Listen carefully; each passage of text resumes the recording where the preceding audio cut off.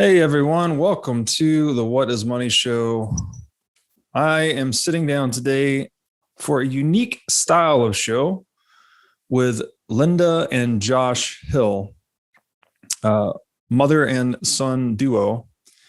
And the backstory here is that Josh DM'd me and recommended actually that we did kind of a beginner's question intro to Bitcoin. And so his thought in general was that if we could answer questions in a way that his mom found digestible, that he thought that would be very valuable for a wide-ranging, let's say, baby boomer demographic. And so I thought that was a good idea, and we exchanged some messages, and here we are today. So Josh is just in standby mode for now. He might tune in later. Linda, welcome to the show. Thank you. So I really appreciate you doing this.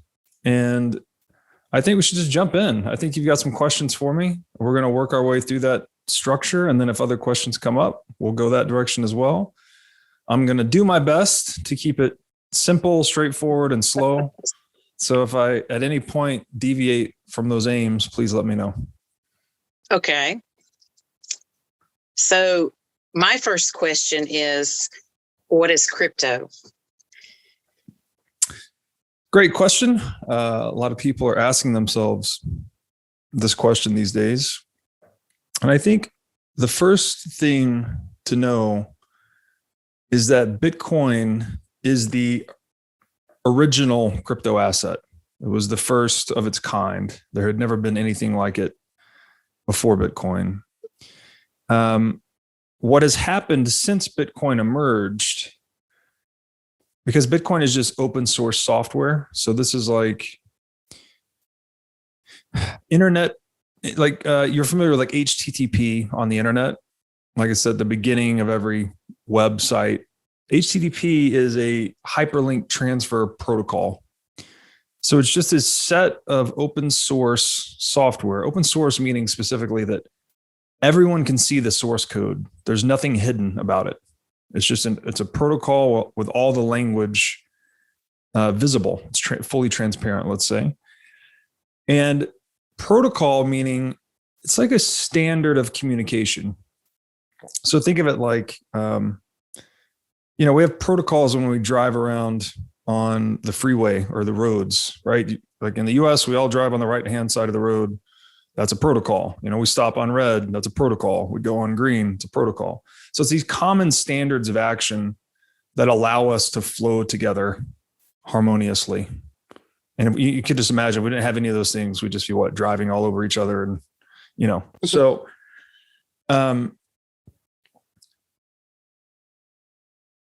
one answer here is that you could consider Bitcoin as like the original money over internet protocol. Have you ever heard of voice over internet protocol? These are like phones that use the internet instead of telephone lines.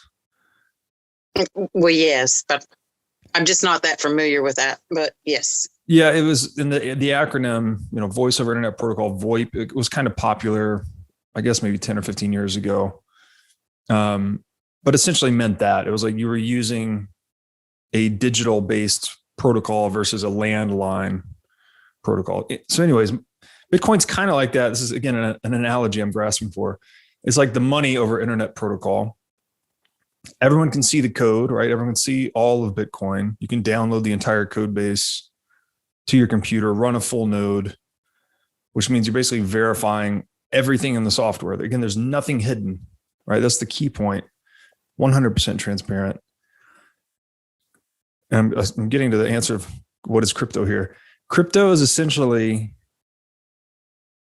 other individuals or businesses copying that code, right? Copying Bitcoin's code and then modifying it and then using it to either try to compete with Bitcoin. So they're either trying to compete with the money over internet protocol, or they're trying to use it for some other market niche. There's a lot of theoretical use cases for quote unquote blockchain technology or distributed consensus technology, which Bitcoin represents. But in my view, the only proven use case is Bitcoin itself. So today we have this huge universe of crypto, which is, again, Bitcoin is like the originator. And there are a number of complex reasons around why it is fundamentally different from everything else, in my view, which we'll probably get into later. But we'll just set that aside for now and say there's a bright line between Bitcoin and everything else that is crypto. All of this crypto world has essentially done a copy paste of Bitcoin's code, modified it, and then launched their own token or coin or crypto asset. And so the analogy I like to use here, again, circling back to the protocol analogy, is Bitcoin is more like the internet itself. Again, we don't commonly know this, but we're familiar with HTTP. You may have heard of something like TCP/IP. These are all open source internet protocols. And the stack of these protocols together is what's called the Internet Protocol Suite. That is the internet. It's just a stack of open source protocols. And so we can all do things permissionlessly, right? You can go and launch a website without anybody's permission. You can, write code without anyone's permission. You can distribute it without anyone's permission. So there's these open standards for communication that the internet gives us. And that's why it's so powerful, so transformational. People can communicate widely, very cheaply, without permission. So I view Bitcoin as essentially an extension of that. It's just the Internet Protocol Suite. But instead of being an open source protocol for moving information, as the internet is, Bitcoin is an open source protocol for moving economic value. And there's a set of complex reasons around that, like how does it hold value and whatnot, which we can get into later. But to focus on crypto for now, the entire other universe of quote unquote crypto assets, people call them alternative crypto assets, altcoins. People in Bitcoin call them shit coins. Excuse me. So they go by all these different names. Or in my view, essentially venture capital. So they're companies, right? These are groups of people that have gone and done a copy and paste of Bitcoin code and are now trying to commercialize it in some way. They're trying to sell a coin or, create a business or create an online business or be money, which, again, it's venture capital, but typically venture capital it's subjected to what's called due diligence, which is where people are actually analyzing the viability of the project, and very few projects get funded. But with alternative crypto assets, since you and I can go launch Lend a Coin in 15 minutes on Ethereum. And so long as we can convince enough people to buy Lend a Coin, then we've launched a business, essentially. So the space is rife with scams, as you might imagine, because the low bar of entry, anyone can launch a coin and you can sell it. You can just spin up any narrative you want to get people to buy the coin. So it's very scammy. That's why Bitcoiners are very resistant to that space and resistant to alternative coins. And I don't want to say with any conclusive final verdict that nothing will ever come of it at all, but nothing has really come of it yet. Nothing of value has succeeded other than Bitcoin. So you've got Bitcoin is like the internet of money. Altcoins are like, they're liquid venture capital, basically. You have this little token that represents an interest in a business, but also you're not protected by the law, really. If someone sells you a coin and then you buy it at $1 and they dump it down to a penny, you just lost your money. You don't have any recourse against that company because these equity or capital transactions you're doing with alternative coins, they're not even in the purview of the law, really, which is interesting because it lives all on the internet. So it'd be really hard if you bought one of these coins and got scammed. It'd be really hard to go and sue this company because it's just people on the internet. You can't even find out who they are. The money itself doesn't even live in a bank. The money is essentially online, so you can't reverse transactions. You can't get any recourse to the legal infrastructure should you get scammed. So I hope that helped answer the question a little bit. There's a lot there. Did any It questions does. come up for you?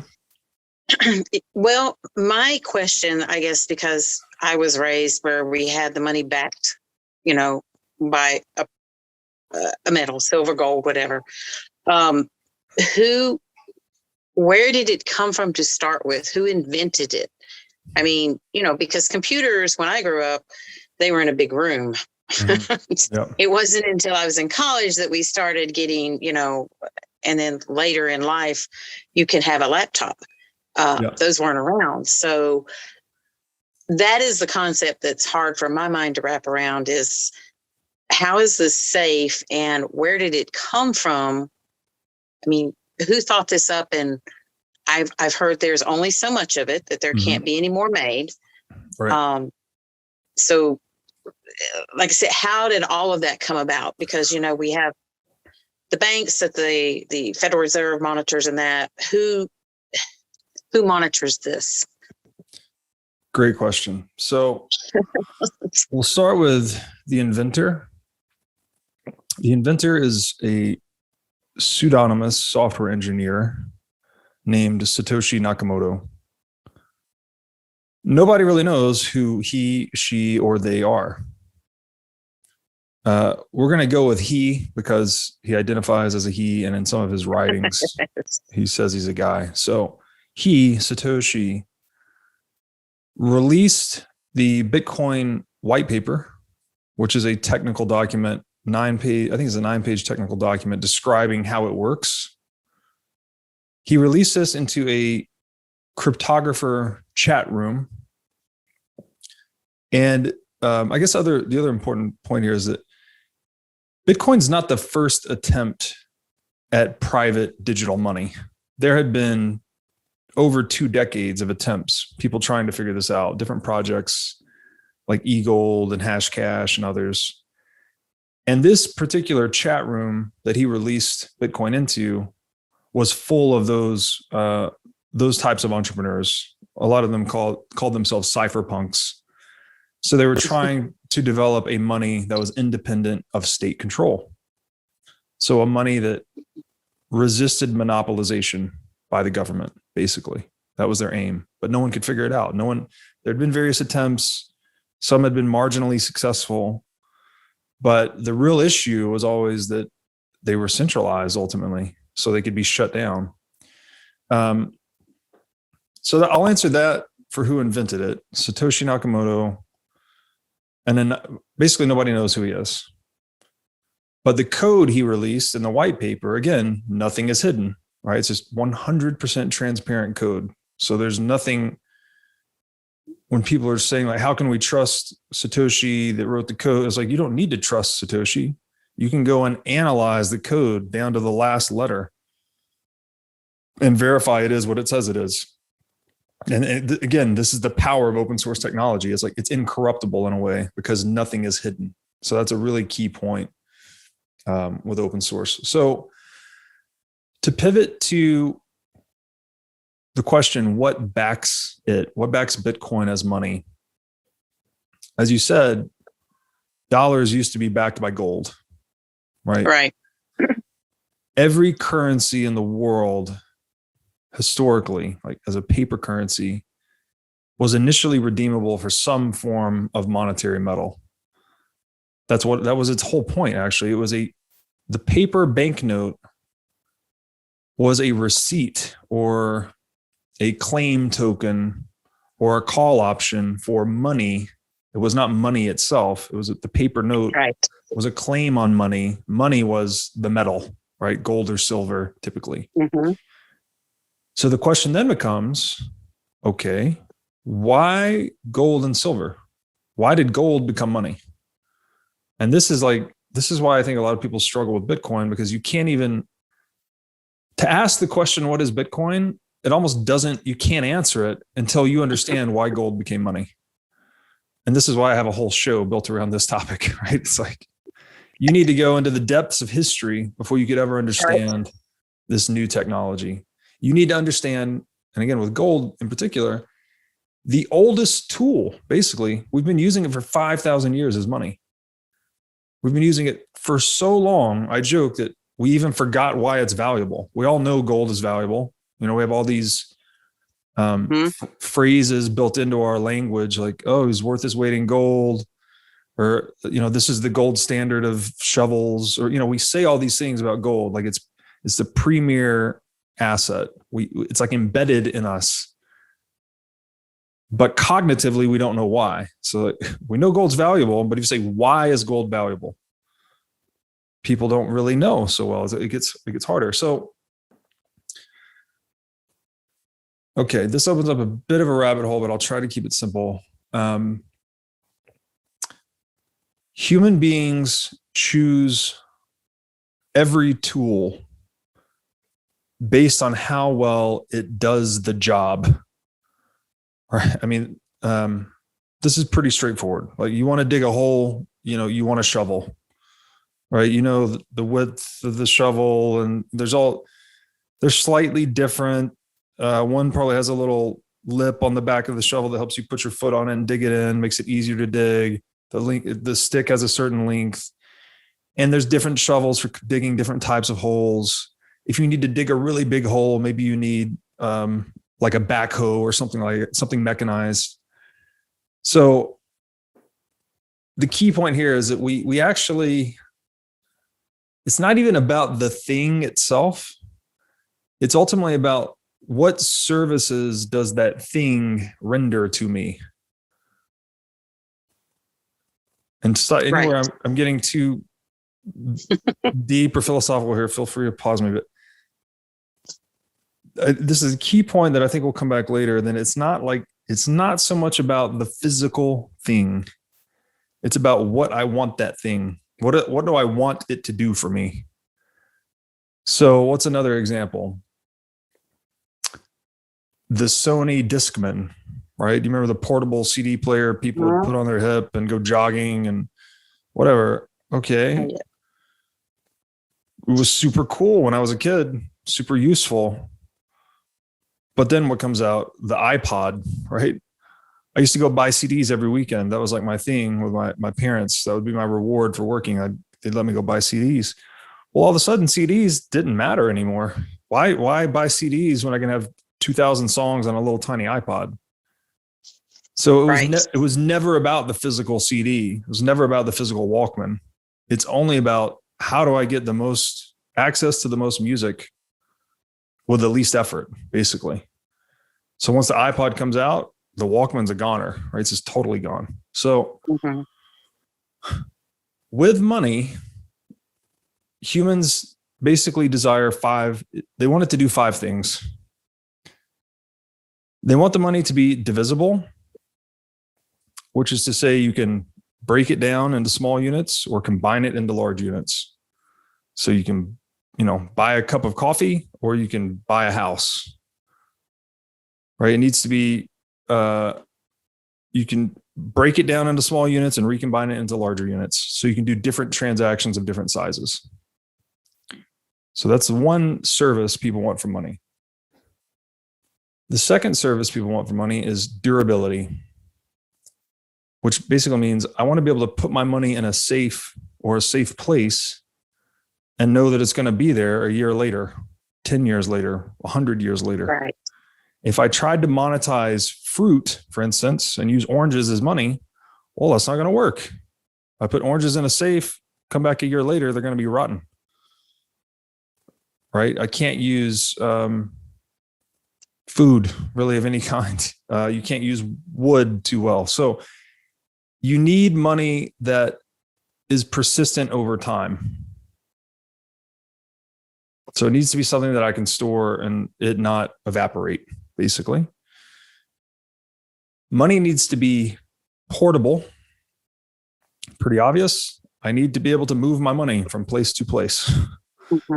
Right? I can't, if I'm going to buy a house in Rhode Island and I'm in Florida, well, I need to move that money to Rhode Island and give it to the guy in Rhode Island. If I can't move my money, if it's not portable or it's too expensive to move, that's a problem, right? That prevents me from being able to use it.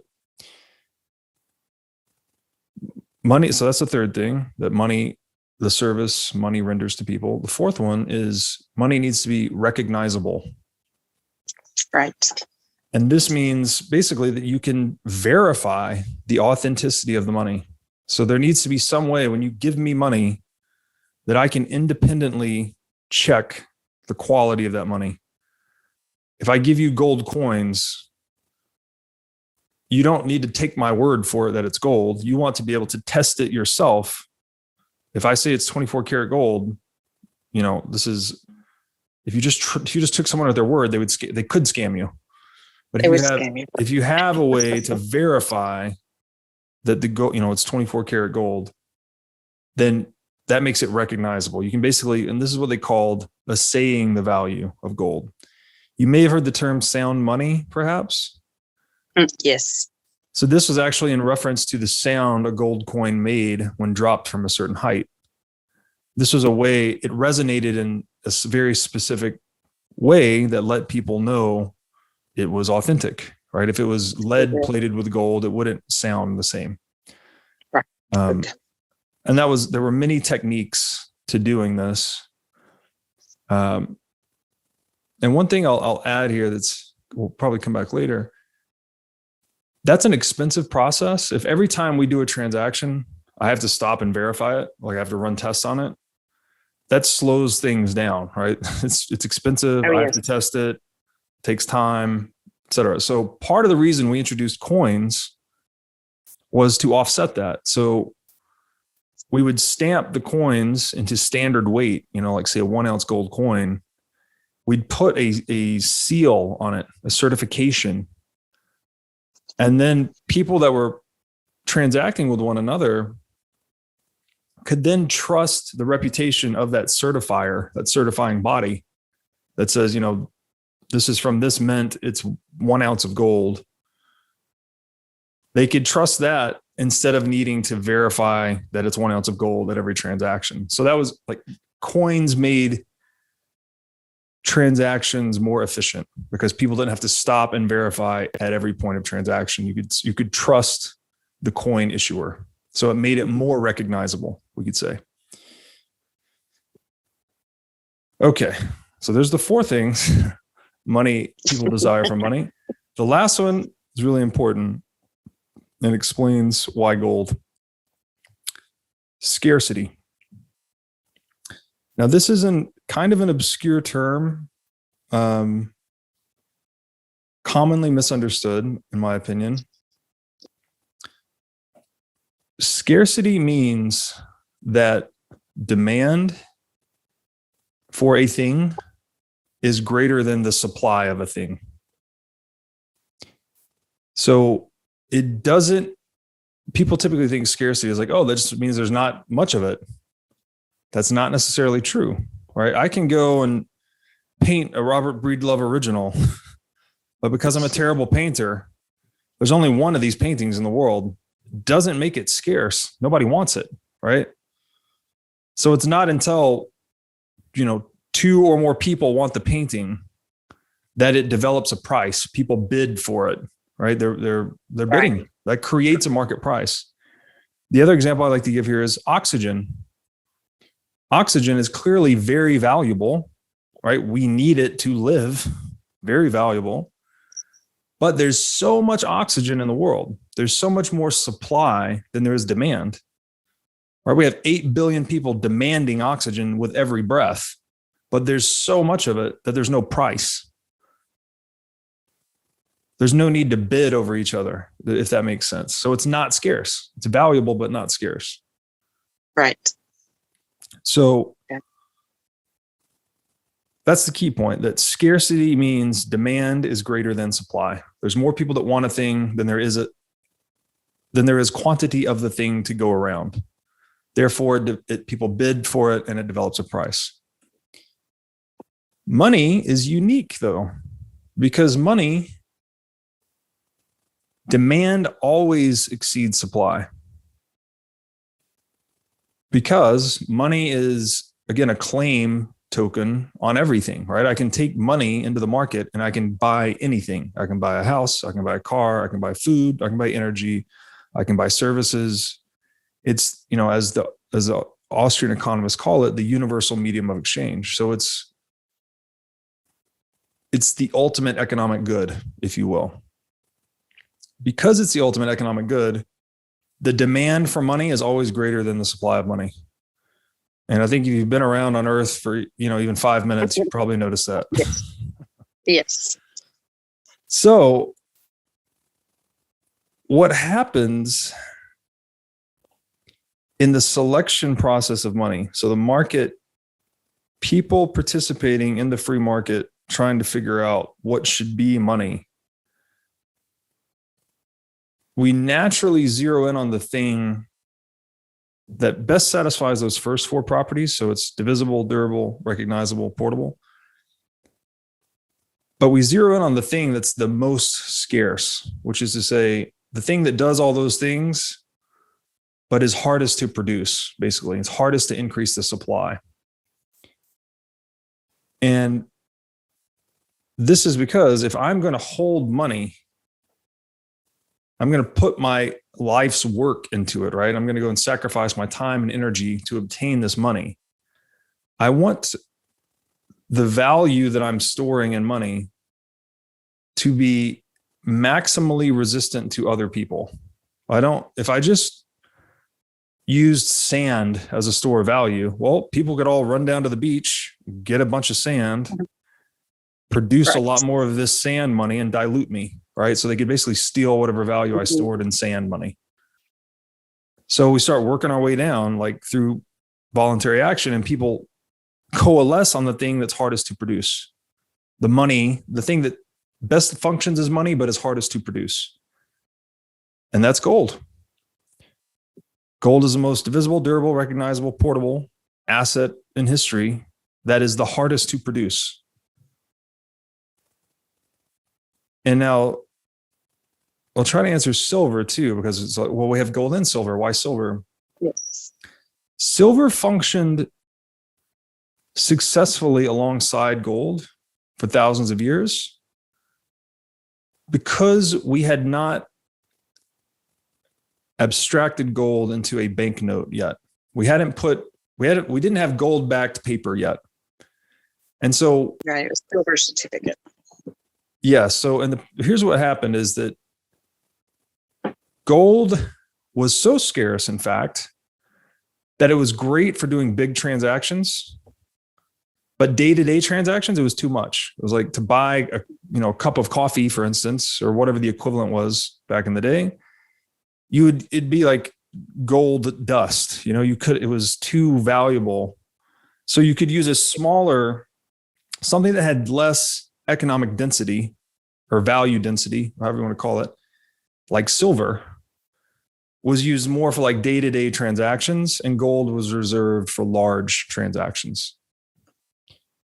Now, so you could say, what's the punchline there? Silver was less scarce than gold. So therefore, it functioned better as a day-to-day medium of exchange, whereas gold was more scarce than silver. And so it held a lot more value. So one gold brick could, buy a house or something equivalent like that. Now this changed once we started going into paper currencies, because once I have a gold backed paper currency, I now have something that's very divisible, right? I could have a dollar bill that represented, just a little bit of gold dust, and I could buy that coffee with gold now. So it made gold much more transactable once I abstracted it into paper currency. So what this essentially did is if you're looking at just physical gold, physical silver makes sense alongside it. So you can have, again, large transactions and small transactions.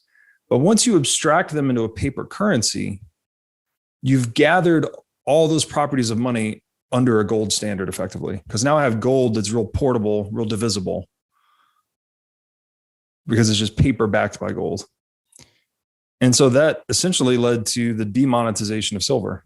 And we've seen silver collapse in terms of gold over the past several decades. I'm not sure exactly how long, but So it's a long-winded answer, but now the question here, the question by extension would be, okay, gold-backed paper money, what backed gold? And again, I would zero in on that property of scarcity here, that it was the hardest thing to produce. No matter how hard we tried, nobody could counterfeit gold. Nobody could make more than, say 2% per year.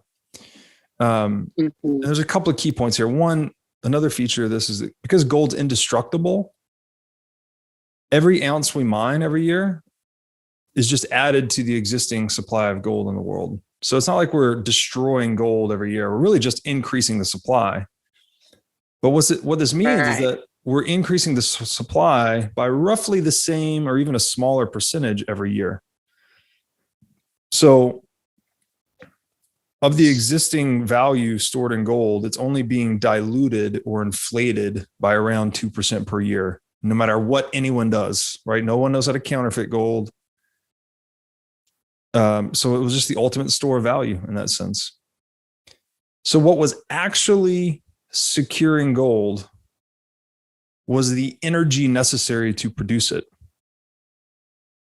right? No one, if I could tap into if I could figure out nuclear energy back in whatever, the 1500s and go and mine gold with nuclear energy somehow, I could get a lot more gold a lot faster. So I could get rich. But no one could do that, right? So it was the supply of gold is actually secured by how much energy we can allocate towards its production. So this is critical to understanding Bitcoin. The value of gold was protected by proof of work, effectively. If I have gold, if I have physical gold, I've proven to you that I've done some work to get it. I've either mined it, or I created something of value and traded it for gold, or, and this is a kind of a twisted thing because gold's physical, maybe I looted it from somebody. Maybe I robbed them, or maybe I conquered their country and stole it. So I think that's a key point. Gold is backed by energy, proof of work. And this is something that Bitcoin has emulated.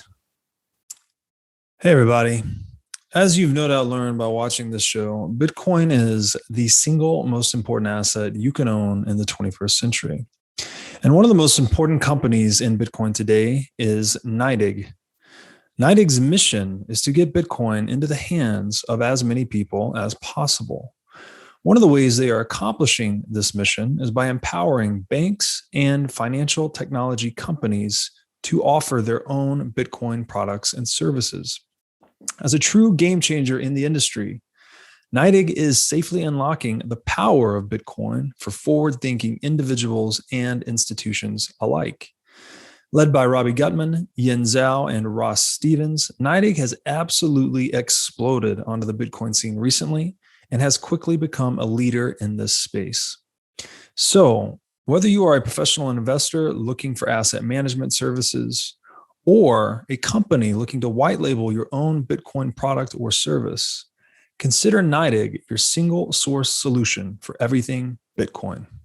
Satoshi, the creator of Bitcoin, effectively looked at the economic properties of gold, and then he combined them with the economic efficiencies enabled by the internet. And that's Bitcoin, basically. It's a synthesis of the properties of gold with the properties of the internet. And in terms of Bitcoin as a money, again, if you just evaluate it through those 5 services, it's divisible, right? How divisible? Well, it's as divisible as information, effectively. It's just pure digital information, so it's infinitely divisible. Because Bitcoin is stored everywhere, every computer has a record of its history, it's durable. You can't, to destroy Bitcoin, you'd have to destroy everyone's record of Bitcoin everywhere and every computer on Earth at the same time. So the analogy I like to use here is like, it's something like the Bible. You can destroy an individual Bible. You could burn a whole pile of Bibles. But how could you ever delete the Bible from human consciousness globally? Like, again, it's everywhere and nowhere. Right. It's just an idea. It's just code, frankly. It's just information. So the idea of the concept of the Bible, no matter how many Bibles you burn or destroy, is not going anywhere. Right? Another one. Yeah. I mean, it's here, right? It's here for good, pretty much. Bitcoin's similar, just information stored everywhere. So to destroy it, you'd have to go and destroy an idea, effectively. An idea that this is one of the things Bitcoin does. Like, it just copies itself everywhere. So it's like, even if you destroyed every version of Bitcoin on earth, but so long as one laptop with the full node survived, the whole thing would survive. So it's very durable, very hard to kill. Bitcoin's pure information, as we said earlier. So it's very portable. You can move it at the speed of light. Can't get much faster than that. Bitcoin is very recognizable in the sense that you can audit. If you send me Bitcoin, again, I just run the software, the open source software that checks the Bitcoin you sent me is authentic. And in it, another extension of that is you can also audit the supply of Bitcoin. So not only can I verify that the Bitcoin you've sent me is authentic or recognizable, but I can also audit the entire blockchain, the whole history of every transaction that's ever occurred. So it's very counterfeit resistant or recognizable. And then finally, this is something that's really unique. Bitcoin is infinitely scarce or perfectly scarce. It has a fixed supply of 21 million. And again, that's not possible with a physical asset. You can't have a fixed supply of physical asset because you can't stop people from creating more of anything. But in digital space, by rooting the Bitcoin production process in energy, which is through the Bitcoin mining process, we can get into more later, it creates a proof of work necessary to create it. And it gives you a very high assurance that no more than 21 million can ever be created. So again, if I want a money that no one else, that's hard to create to store my value in, Bitcoin effectively perfects that, because now there's a money that no one can create more of. Even if you go into mining, you can only create enough Bitcoin as the algorithm allows, which again, it caps out at 21 million. So it's like, I've argued in some of my writing, although Bitcoin is an invention, it represents the discovery of absolute scarcity. Everything before Bitcoin was relatively scarce. Gold was the most relatively scarce asset we ever had. That, in addition to the other properties it satisfied, is why it became money. But with Bitcoin, we have discovered absolute scarcity. And it gets a little complex, but I argue that it's a one-time event. You can't do it again. So I'll drop it there. That Bitcoin is essentially the most advanced or perfect form of money we've ever created. And in that way, I view it as disruptive to gold. And gold is still the primary money in the world today. Even though you and I, citizens, don't use it, countries fight over it. Mm-hmm. Countries kill each other over it. Countries hoard it. Countries produce it. It's still the most important asset in the world. And it's not my opinion. It's like, okay, China is the biggest producer of gold and the biggest buyer of gold. They're also printing money like crazy. So basically, countries are just printing money, but they're also buying gold at the same time because they know they're making their money worthless, and that gold's the only thing that matters. So it's like, you don't need to look at what they say about gold. Just look at what they do. They buy and hoard gold. They print and externalize paper money. So that was a very long answer. I'll send it back to you. Well, I'm wrapping my head around it all. So you answered the question, how much exists? It's the 21 million. And my other question was, can you create more like money? So that would be a no, right? Because you only have that certain amount. For Bitcoin, it is a no. Yes. Okay. So how can you buy things with it, like the average citizen? Well, that's a great question. And today, well, let me analogize it first to gold. Again, you end up in these deep historical rabbit holes trying to answer questions about Bitcoin. That's why gold is such a useful study. Initially, people would find gold and they just appreciated it for its luster, effectively, right? You see shiny gold pebbles in a brook or a riverbed, and you want to scoop it out, and it's pretty and it's shiny and it looks like the sun, and you want to keep that, right? And you want to adorn yourself with it. So people make jewelry out of it. So it creates, initially, there's this demand for gold purely as a collectible. People just gathering gold, collecting it, and then passing it across generations, actually, because, again, gold's indestructible. So you make some really nice earrings out of gold. It's also a very malleable metal, so it lends itself well to jewelry making and things like this, coinage. And then people pass it across generations as well. So the initial demand for gold is just as a collectible. Well, over time, people see other people valuing gold, collecting gold, and more gold is produced. It effectively becomes increasingly valuable, right? And so here's maybe one way to think about that. Again, if gold is the hardest commodity to increase the supply of, everything else by definition is easier to produce than gold. So as we economize and we trade and we produce more goods and services, every unit of gold is worth more goods and services, right? Because we're producing more goods and services, but less gold. So if we're talking about relative scarcity, the gold would be increasing in price. I do price in quotations mark because it's not like a dollar price. It's just in terms of goods and services. Maybe a gold nugget was worth one chicken in the year, I'm just making stuff up here, 4000 BC. And then by the year 1000 BC, it's worth 5 chickens. You know what I mean? Like we're producing more chickens than we are gold. So each unit of gold can be redeemed for more chickens, as just an arbitrary example. So what does that mean? That means gold is effectively storing economic value over time. So what was once a collectible becomes a store of value. And so what's happening here is we're progressing through the evolutionary phases of money. So we've gone from collectible to store of value.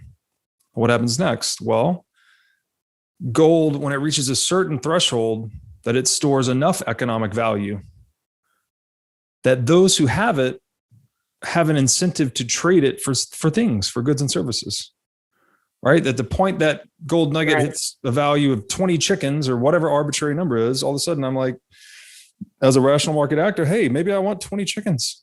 That sounds like a lot of chicken to me. I'm going to give away this gold nugget that was worth one chicken a few hundred years ago. Whatever. I'm just totally arbitrarily making numbers up to illustrate the dynamic.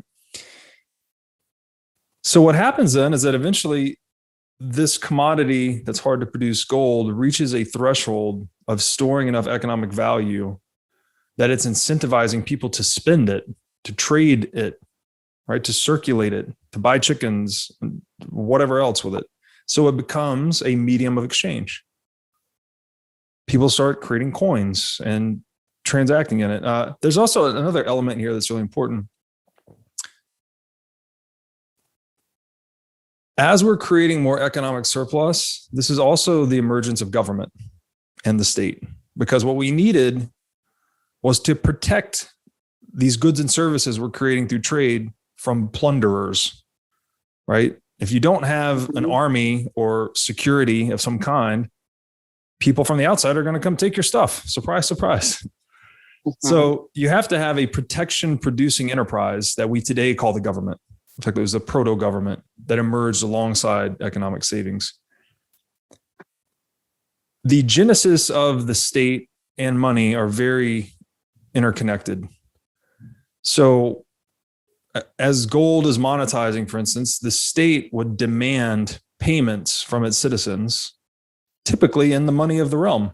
And typically they would monopolize that money and say, it needs to have the king's face on it. Otherwise it's not accepted here, something like that. So that is part of the progression of money, is we're getting from store of value to a medium of exchange where both individuals have an incentive to spend it and trade it, and also the state is demanding payment in it for taxes. So when you go to pay that protection producing enterprise, he demands you pay him in a certain form of money. Typically, he wants the money that's most widely valued, which would be gold in most instances. Mm-hmm. Could also be silver, and it's been other metals, but predominantly gold. Finally, once enough people are trading in this money and it's circulating widely, you actually start to think in the money, right? Because how much is a car? Car is $40,000. How much is that house? It's $440,000. I could equivalently say that house, that $440,000 house, cost 11 $40,000 cars. So if someone said, hey, how much did you buy your house for? Oh, 11 cars. I mean, you don't say that. Why? Because it's not efficient, right? We need a common, again, back to protocols. We need a common language of economic numeracy. So this is like the last evolutionary stage of money, is once there's a money circulating widely enough, we actually start to denominate prices in it and think in it. We think in the money, through the money, if you will, just like we think in words. We don't commonly stop to think about this, but like when you're thinking, what's happening? You have some internal dialogue that's probably in your native tongue. If you're bilingual, it could be in one of either languages. So there's this, this is called a psychotechnology or a human software, if you will.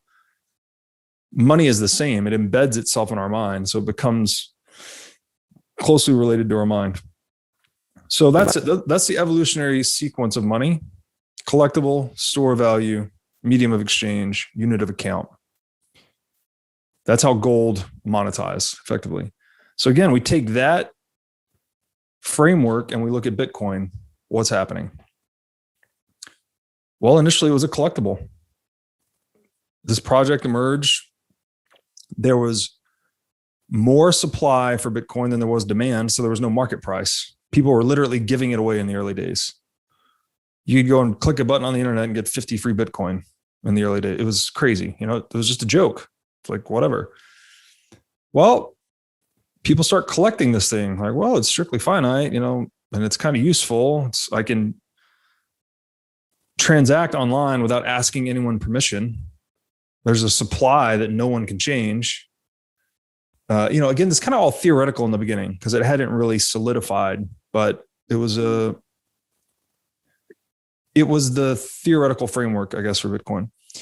So it's a collectible initially with no value. Well, eventually people start transacting in it. The infamous example is the guy that bought 2 pizzas for 10,000 Bitcoin. And so 10,000 Bitcoin today, what is that? $470 million, something like that. It's a staggering number. So at that moment, Bitcoin develops a market price effectively. You could say, whatever, 2 pizzas are $40 divided by 10,000 Bitcoin. There's your market price. And so people start to actually trade Bitcoin on exchanges for dollars and other currencies. So at that point, it's transformed from a collectible into a store of value, at least a little bit, storing a little bit of value. And then once people start using it, actually, even in that, it's sort of everything in Bitcoin's happening a lot faster. Again, that history of gold I described took thousands of years. But all of this stuff that's happening with Bitcoin is on this hugely compressed time frame. The whole thing's happened in the past 13 years. So it goes from collectible to like store value to medium of exchange. But the incentive with Bitcoin still today is to save in it, because it's worth, the whole network's worth, call it $1 trillion. It's a little bit less than that. All the money in the world, we'll just say it's worth more than $100 trillion. So my incentive as an economic actor dealing with Bitcoin is to save in Bitcoin. I want to save the scarce money. I want to spend the unscarce money. I want to spend and borrow dollars, and I want to save Bitcoin. That's the rational action, because dollars go down in value as they produce more and more and more. And Bitcoin, in theory at least, as we produce less and less and less, will go up in value in terms of dollars. So Bitcoin is predominantly being used as a store of value today, although it is also used as a medium of exchange. These aren't bright lines. These are just sort of gradients, right? It shifts from one phase to the other. And the theory is, at least one day when Bitcoin becomes fully monetized, that we'll actually denominate prices in Bitcoin. We won't say this house cost $440,000. We'll say this house cost 120,000 sats, something, I don't know, whatever the number will be. Sats are, each Bitcoin is divisible into 100 million sats. I probably should have mentioned that earlier. Sorry about that. Yeah. I was like, oh, sat. What's a sat? So to answer that particular question, that's why Bitcoin is not widely accepted as a medium of exchange yet. It's still monetizing. It's still in this store of value phase. But that being said, it is accepted more and more generally by more and more merchants every day. I myself, I run a business in the space. All of my contractors are Bitcoiners. They all want to be paid in Bitcoin. So I pay them. I pay them via the Lightning Network. So I use Bitcoin as money now. I actually denominate my personal financial position in Bitcoin. I don't care so much about what my dollar net worth is. I want to increase my Bitcoin denominated net worth. Otherwise, what am I doing? I could just hold Bitcoin and not work. If I'm not increasing my Bitcoin balance, if I don't have cash flows denominated in Bitcoin, then it doesn't make sense to me. So I've joked, if it don't make sats, it don't make sense. So, but people like me, these are people expecting Bitcoin to continue to monetize based on their study of history. So it's not, again, I'm like almost like jumping ahead to the unit of account stage, right? I'm accounting for myself in Bitcoin, but I wouldn't anticipate others doing that for many decades to come. Bitcoin has a long ways to go before people do that generally. So I hope that helped answer that question.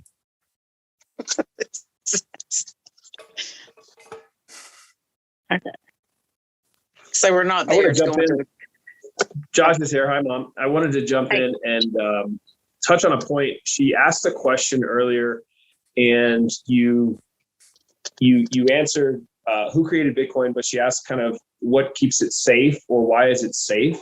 And the security of Bitcoin. You touched on altcoins and answering what is crypto. And I think your answer probably seemed a little scary. Or if I'm watching this and I'm putting myself in someone else who's 60 years old, I'm saying, well, yeah, there's all these scams. That's why I'm not going to bother learning it. Differentiating the scams from what might be a good investment, or why Bitcoin isn't, how to avoid those scams, how to make an investment in Bitcoin safely, I think is something that we definitely need to touch on, because we kind of glossed over some of that, and your answer kind of sounded scary. Not to, it was a good answer, but Satoshi Nakamoto is this, figure no one knows who he is, and there's a lot of scams in crypto. That could be a takeaway from that answer from before. I think the short answer to that would be really focus on Bitcoin.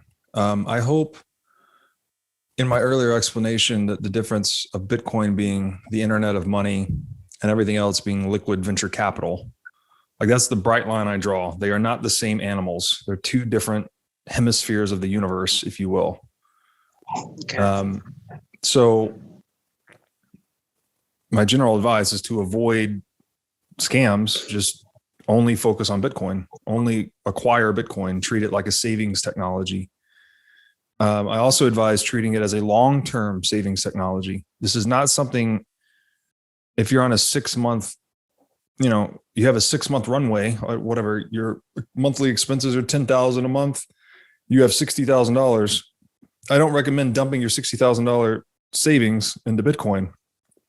You should have adequate financial runway to take care of yourself and satisfy your expenses. Hopefully you have income. Hopefully, you make more than you spend and you have positive net income, and you're just taking a little bit of that and putting it into long-term savings every paycheck or month or whatever. So the punchline there would be focus on Bitcoin. I'd recommend buying Bitcoin to the tune of an amount you can really buy and forget about for 4 to 5+ years. Again, that's something you want to spend in the short run because the volatility, the cycles are uncertain. We don't know. We're in the most uncertain economic circumstances we've ever been in worldwide.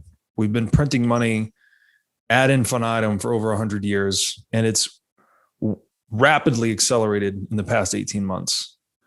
So Bitcoin could go way up, it could go way down. We're like in really scary, uncharted territory.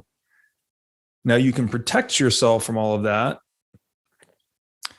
still gain exposure to Bitcoin by really just buying it. I always advocate for dollar cost averaging. So I myself, I buy Bitcoin, I have it set through a service, automatically buying Bitcoin every single day, automatically withdrawing it to cold storage. So it's a fixed amount of dollars every day. And again, I run a business. I make more money than I spend. I send a percentage of that to buy Bitcoin every single day, put it into cold storage, which we can talk about later. And then I also, because my income's not fixed, it fluctuates every month. I'm an entrepreneur. I've got multiple streams of income. This also gives me the opportunity to be opportunistic on Bitcoin price dips. So if Bitcoin dips 10%, 20%, 30%, I can then go, in addition to my daily buy, I can also take a chunk of change or a chunk of dollars and go buy even more Bitcoin when the price is down. So to acquire it safely, use one of these reputable exchanges. I'm an advisor to Swan Bitcoin. They're linked on my page. That's one that I prefer to use. There's plenty of them out there. Kraken's a big US-based exchange. Strike is now, you can buy Bitcoin on Strike. I don't like Coinbase, but they're the behemoth. You can buy Bitcoin that way. Pretty soon you're going to be able to buy Bitcoin in your local bank, thanks to companies like NYDIG. So NYDIG, they're typically reserved for high net worth customers. So it's not a good kind of consumer way to buy Bitcoin, but they're extending technologies into the banking system that will allow you to buy Bitcoin directly from your online banking. So that's coming. That's not available yet, but it's right around the corner. Like any product, you need to do your homework, kind of vet the provider, and then ultimately always take self-custody. We haven't talked about this yet, but it's the difference between leaving your gold, your quote unquote gold, in a bank, and now you need to trust that bank, versus taking delivery of your gold. And you don't need to trust anyone, right? You trust yourself. You've got the gold and you've secured it. There's a lot of aspects to self-custody that are important to talk about, but ultimately, Bitcoin not in your custody is not Bitcoin. It's a Bitcoin IOU. And anything you've heard, again, back to the topic of safety, the hacks you hear about in Bitcoin, it's never Bitcoin. Bitcoin's never been hacked. Bitcoin's the most secure computing network in human history. It's essentially it's been flawless for 13 years. Now it's had snags and things. It's a computer project, but it has adhered to its supply cap and its original design schematics virtually perfectly, despite any issues it's overcome.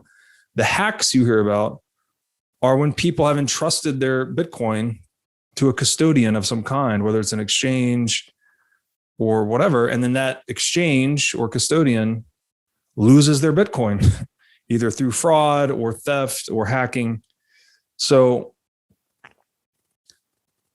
I guess that's the punchline, that you invest in Bitcoin safely by focusing on Bitcoin, avoiding crypto, taking delivery of your Bitcoin, into self-custody. The particular mode of self-custody I recommend is geographically distributed multi-sig wallet, which means we're maybe getting ahead of ourselves a little bit, but to hold physical Bitcoin is to just hold a string of information called your private key. It's a little bit dangerous to hold that private key yourself, because now someone could come and torture you or whatever, try to extort you to get that information. What you can do with multi-sig is chop that key into pieces and distribute it to, 2 out of 3 people or 3 out of 5 people are necessary to unlock the Bitcoin. So you can add these additional security features where you get the other danger of holding the key yourself is if you lose the key, you're toast, right? If you lose think of it like a password, effectively. If you lose your password, there's no Bitcoin headquarters to call and say, please reset my password. It's a bearer asset. It's like burying your gold in your backyard and forgetting where you buried it. You're toast. Only it's worse, because I guess you could use a metal detector if you buried the gold and forgot where you buried it. But with Bitcoin, you lose your private key, you're toast. Your money's gone. So in multi-sig, you get redundancy, because now if it's 2 out of 3, you can lose one of the keys and you're still okay. Or 3 out of 5, you could lose 2 of the keys and you're still okay. Redundancy plus self-sovereignty or control or authority over your money, right? No one can, you have no counterparty risk. You're not trusting a custodian to hold it for you. You are custodying it yourself. Did that answer that question? Yes. I think so. I don't know where Josh is. I'm here. I was letting him wrap up. I just remember she said, why is it safe? And we kind of glossed over that with explaining the origins and who created it. And I guess what you just, you explained a high level safety mechanism for the, multi-sig, keeping your keywords safe. But back to just sort of the summary answer to why is Bitcoin safe and why is crypto unsafe?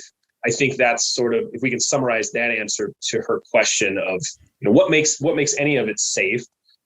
Because I know there are some coins that will say, oh, they are safer because of this, or they're better because of these reasons. And like you have said, there's a lot of scams out there. So how does Linda know, right? How does my mom know that if she buys, $100 worth of Bitcoin, that it's safe, right? What makes it safe from a principle or maybe an analogy standpoint? Yeah, it's a great question. The word, it's kind of a loaded term too, to say, like, is it safe? Everything carries a risk of some kind. So clearly the big risk with Bitcoin is that it's 13 years old. It's a project. Nothing like it has ever existed before. It's a total breakthrough. It's 13 years in. It's an experiment. But it's an experiment, again, as I touched on earlier, that's been running virtually perfectly for 13 years straight. Like exactly what it said it would do, it has been doing. So the big difference, I guess, in terms of safety between Bitcoin and all other crypto assets is that Bitcoin has a proven track record of no one being able to change its rules. There have been a lot of efforts. You could read about the block size wars of 2017. There was an ideological schism in Bitcoin where one group of Bitcoiners thought we needed larger blocks, which are basically groupings of transactions. So Bitcoin creates these blocks of transactions every 10 minutes. Well, one side of the debate thought that Bitcoin needed larger blocks so we could do more transactions on Bitcoin's main chain. The other side of the divide thought that we needed to keep block size small so that everyone could run a full node on very inexpensive hardware. And it would prevent Bitcoin from being centralized into fewer hands. Like you need more and more expensive computer equipment to validate the blockchain. Therefore, it wouldn't work on a laptop. Therefore, it would start to centralize control and governance over Bitcoin into larger players, basically. So this was the divide. Well, so basically the one group wanted to change the rules. They said, we need bigger blocks. Well, what happened? They divide. They each create their own copy of Bitcoin. One goes on, adhering to Bitcoin's original design principles. The other group forks Bitcoin, which is say they copy paste Bitcoin and then run it with these new and updated rules. And then people choose, basically, users of Bitcoin decide, am I going to run Bitcoin Core or am I going to run Bitcoin Cash? Cash is the changed rules, Core is the original rule set. And then through that voting, which is also driven by not only by the software they're running on their node, but also what they're buying and selling, right?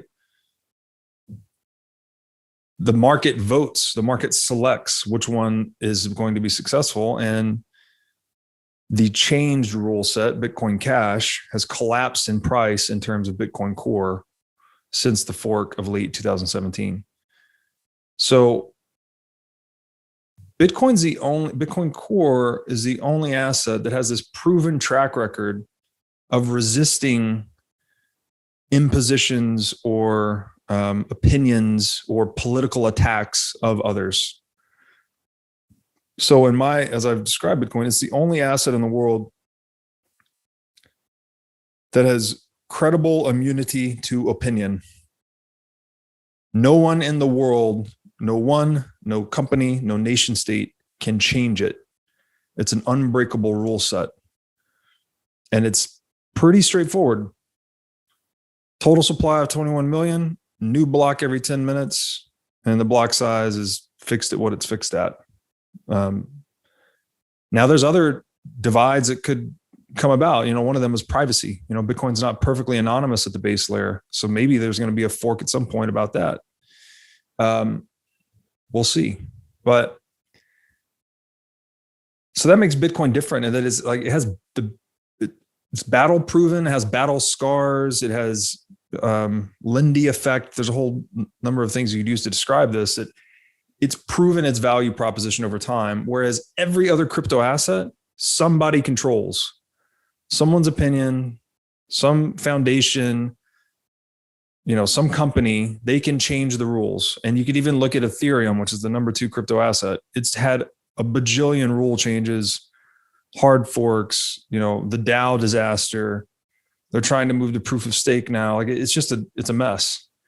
Whereas Bitcoin is just laid out this very simple value proposition for itself. And despite the attacks that have come down upon it, it has survived and thrived. So to boil it all the way down, I guess, when we say safe, what do we actually mean? We mean safe from other humans. Bitcoin has proven that it's safe from other humans. Everything else is controlled by humans. So we've created, this is another very mind-blowing thing about Bitcoin. It's the first man-made contrivance that man can no longer control. We can't go out. We can't change the rules of Bitcoin. I mean, you can, but it's against the individual self-interest of all market actors. So to try and petition people to have 42 million instead of 21 million Bitcoin, you'd have to convince everyone that holds Bitcoin of something that contradicts their own self-interest. It's in my self-interest as a holder to always run the Bitcoin code that has 21 million. If you try to get me to run one that has 42 million, that means I'm going to give up 50% of my wealth to somebody. That doesn't make any sense. How are you going to convince me to do that? So this is what in game theory they call a Schelling point. It's like Bitcoin has just perfected the properties of money to the advantage of individual holders. So to try to break that social cohesion, you would have to violate individual human self-interest. You'd have to get people to go against their own self-interest. So I hope that helps. A node is essentially a local software installation of Bitcoin. So I would be running an entire, again, everything that Bitcoin has ever done throughout all of history for 13 years, every transaction would be downloaded to my computer. And then other computers around the world, other nodes are running the same software. And all of these computer programs are effectively checking one another's work or auditing one another. So it is the way that we optimize the recognizability of Bitcoin as money, or you could say the auditability or the verifiability. There's nothing, because there's nothing hidden. Bitcoin is 0% trust. Effectively, you're not trusting anyone. You're trusting math. You're trusting computer science. You're trusting individual self-interest. And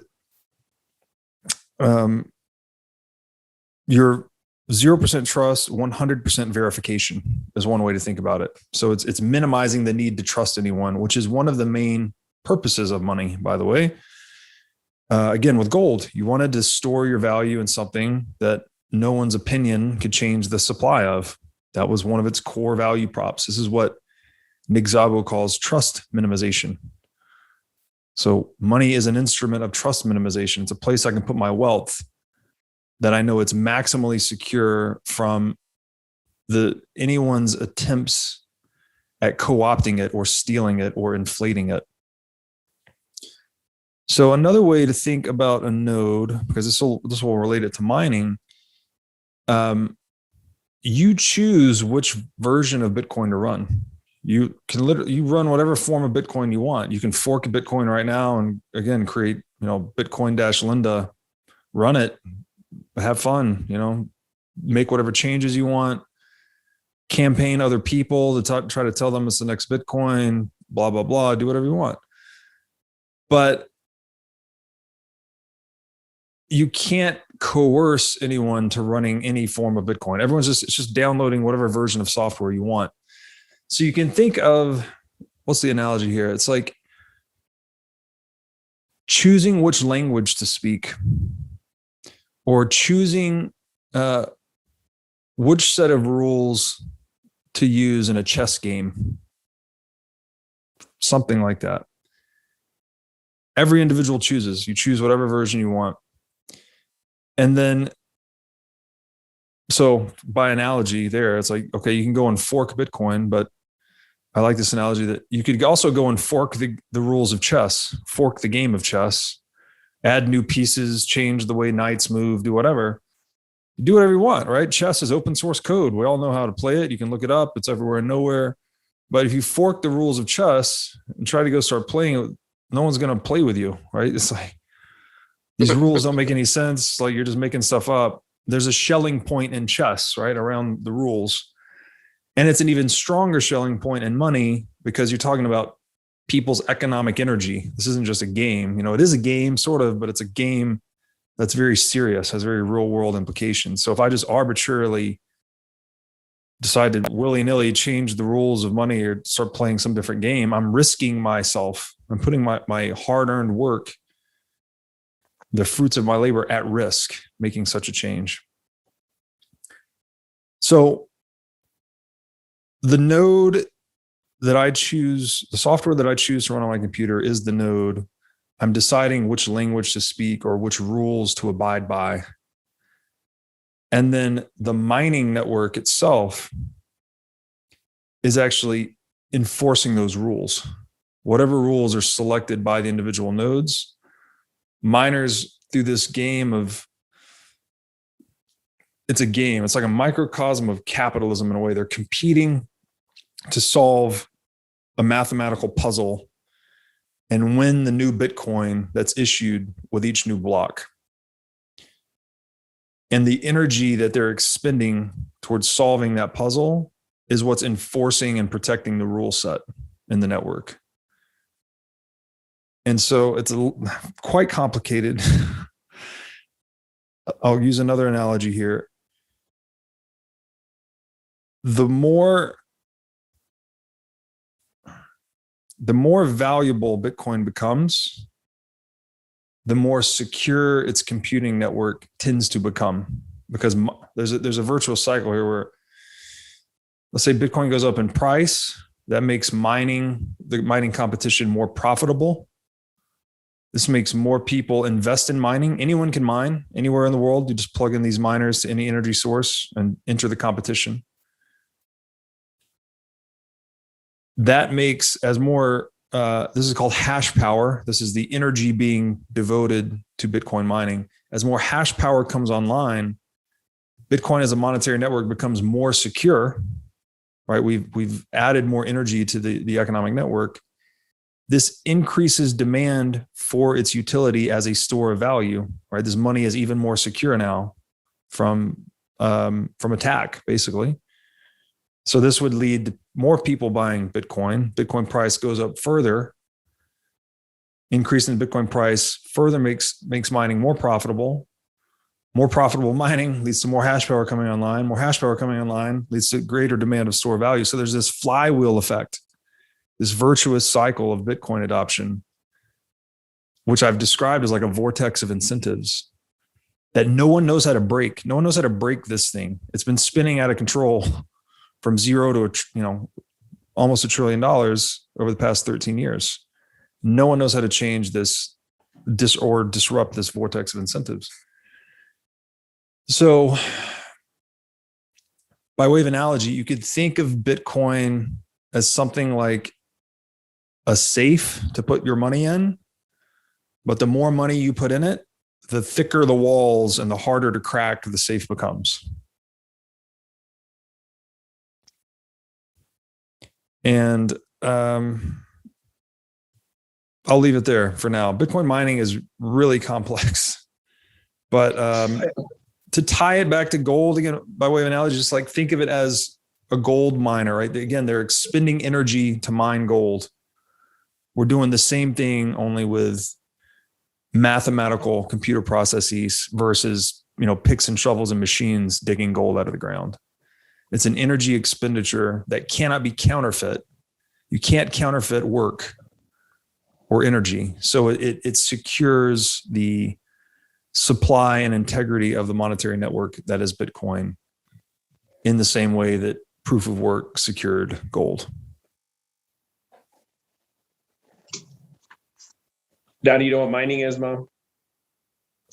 Vaguely, yes. That's a good analogy with the safe. Robert, I think, is a great analogy. Another one that I've heard and that I've now used is that if you want to know how much will it cost me to mine one Bitcoin, and if the price of Bitcoin is $50,000, basically you're going to have to spend $50,000 on electricity and computers to mine one Bitcoin. And so that's one way to think about what mining is. It's just how much money do I need to spend to get a Bitcoin?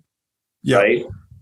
Okay. Yeah, and here's another analogy that may resonate is you can think of, we mentioned hash power as new mining energy coming online. You can think of each hash, which these Bitcoin miners are just generating billions of guesses to solve that puzzle. That's what a hash is. Each hash is a guess. By way of analogy, you could say each hash is like a lottery ticket. You're spending money in terms of energy to buy this lottery ticket. You're buying billions of lottery tickets in rapid succession. And then every now and then, you win one. And you win in proportion to every miner is buying these lottery tickets. So you win in proportion to how many lottery tickets you're buying compared to the whole. So if my hash power, and I'm just making up numbers here, it's actually done in terms of energy. If there's 100,000 hashes being cast around the world and I'm casting 10,000 of them, I have a 10% chance of winning. And then every 10 minutes, that lottery pays out. Basically, it pays out a number of Bitcoin, and then the lottery starts again. So it's a competition. It's an energy competition within the frame of structured mathematics that bootstraps and protects the Bitcoin network. Wouldn't also one way to think of it as not so much. So this is one of the things that I'm trying to put myself in an older generation's mindset. And you say lottery, and I think, well, I don't want to be in a lottery in my money. Yeah, it's just an analogy. You don't really have to, yes. It's a good analogy of how mining works and like what the computers are actually doing. But what you might say is it's not a lottery because you can join a pool with a lot of other people. And then when one Bitcoin gets rewarded, when that lottery ticket hits, you get your share. Yes. Right? Yeah. And that's exactly why they do that, to smooth out their revenue curves. But yeah, I'm not by any means comparing Bitcoin to the state lottery. Actually, it's the precise opposite. With that analogy, it works for mining, but again, the simple, I don't have a high level analysis of Bitcoin mining, and I hear, well, it's like a lottery ticket. I'm like, no thanks, right? But it's really much more complex, but it's much better than that with mining pools. Yeah, I guess, just using the lottery analogy because it's just a guess is what I'm, just like when you buy a lottery ticket and you're like, they're going to draw some random numbers next week. I'm just going to guess which numbers they are. That's as far as that analogy goes. I actually consider the state lottery a regressive tax on the poor. Bitcoin is not that. Bitcoin actually hopefully disrupts state lotteries in the long run. Yeah, it won't be long before there'll be a lottery altcoin for sure. Mom, what's your next follow-up question, or did all of that make sense, or is there anything in there that you want to ask about? No, I think that covers it. Most of my questions that I've written down, I think, have been answered.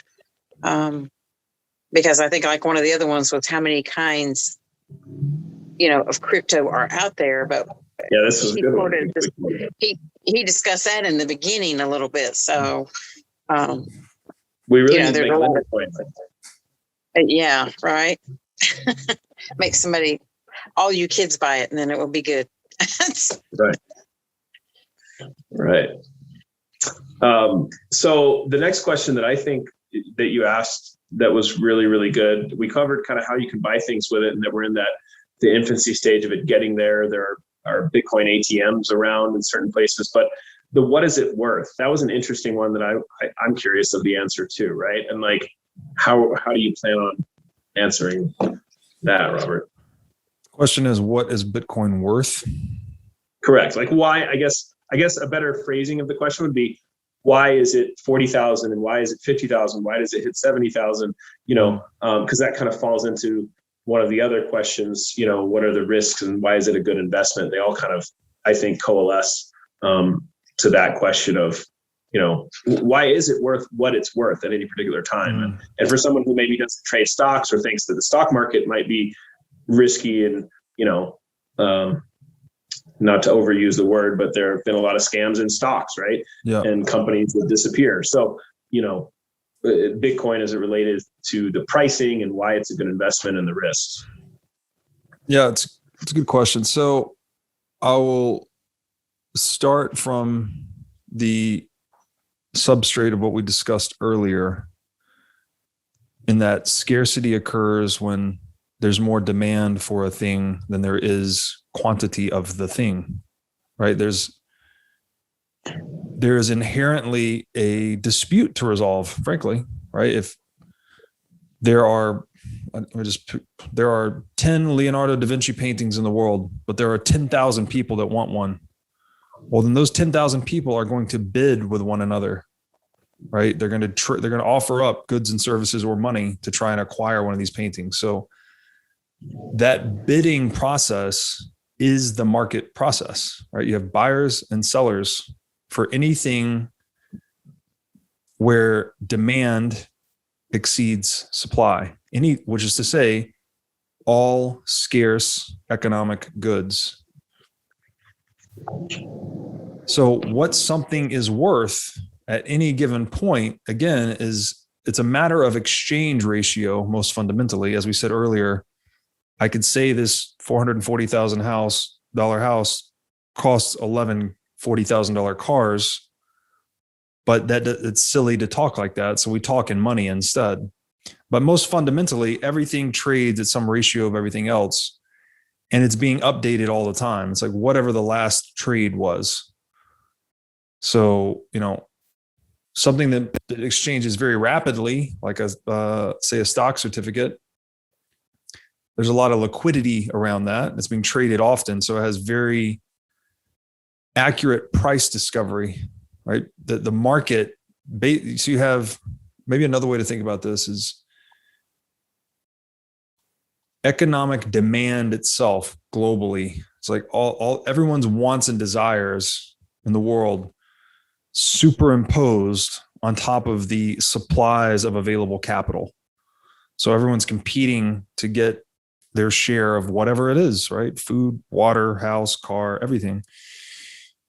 And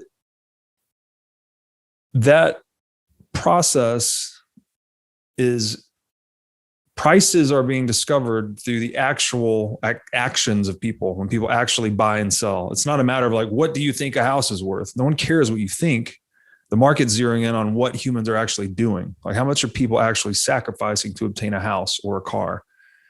And that price is being dynamically updated in all different markets all over the world, right? It's the most complex system there is, really.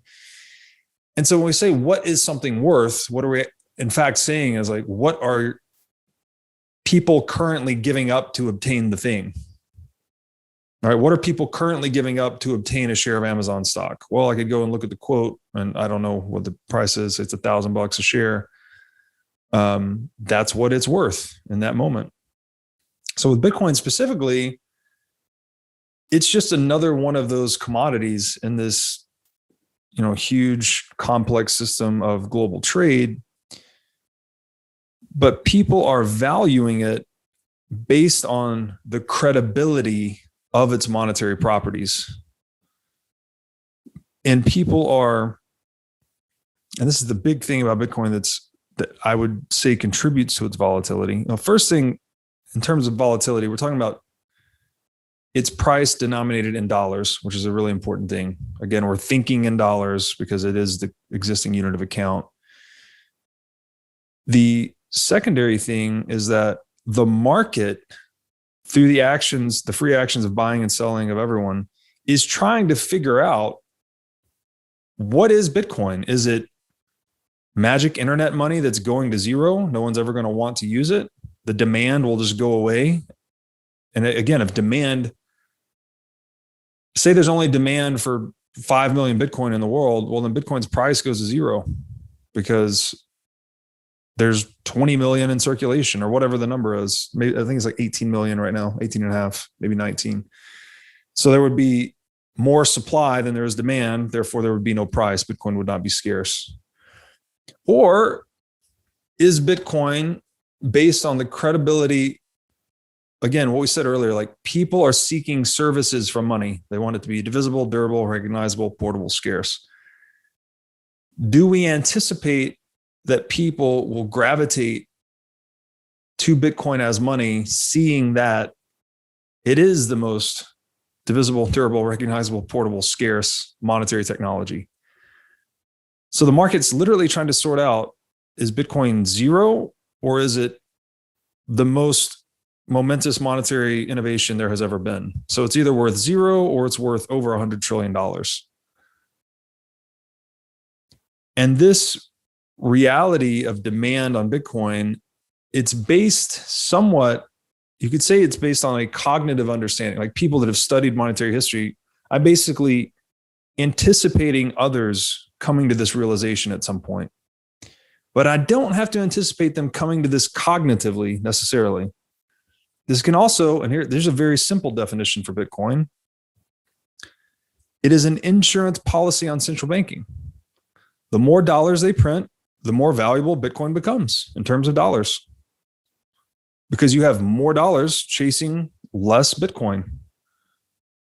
So again, if you're betting on individual self-interest, this Darwinian reality, right? Every individual economic actor on balance is going to act in their own individual self-interest. What does that mean in the sphere of fiat currency? Well, it means they're going to keep printing money, and they're going to print more and more money. And so I can bet on that side of self-interest. And then if I look at the other side of self-interest with Bitcoin, as an insurance policy on that. My incentive is to accumulate more of the insurance policy as they print more dollars. So there's a game theoretic consideration. I hope I'm not getting too abstract here, that you're actually looking at what you think is going to happen. You're doing this with every action, by the way. When you buy a car, it's because you think you're probably going to need to drive to work or do other things over the next few years, right? You'll buy the car that suits your needs or desires or your wants. You'll buy the house in the place where you want to live and raise kids or do whatever. So everything we buy and sell, we're speculating on the future. It's kind of a dirty word. You say speculating, people are like, oh, it sounds like gambling. It's like, no, every human action is speculative. There can be more risky and less risky actions, but it's all speculative. So what is Bitcoin worth? It is whatever the market says it's worth at any given moment. What can it be worth? It is for the market to discern. But people like myself and other Bitcoiners spend thousands of hours studying the history of money and how it got to today to try and anticipate where we're going. And, it's the word worth. It's a very deep word because it pertains to value. And so a more fundamental question is like, what is value or worth? And very deep philosophical question, but I would try to sum it up by saying value is relevance to an individual's goal-directed action. So I'm trying to do things in the world. Anything that accelerates me to the attainment of an aim is valuable to me. If my aim is to eat and I have a garden with a bunch of fruit, well, that's great. That garden's valuable to me because I want to eat. And I can't eat air, but I can eat the fruit that the garden bears. So it's accelerating me to my aim of eating.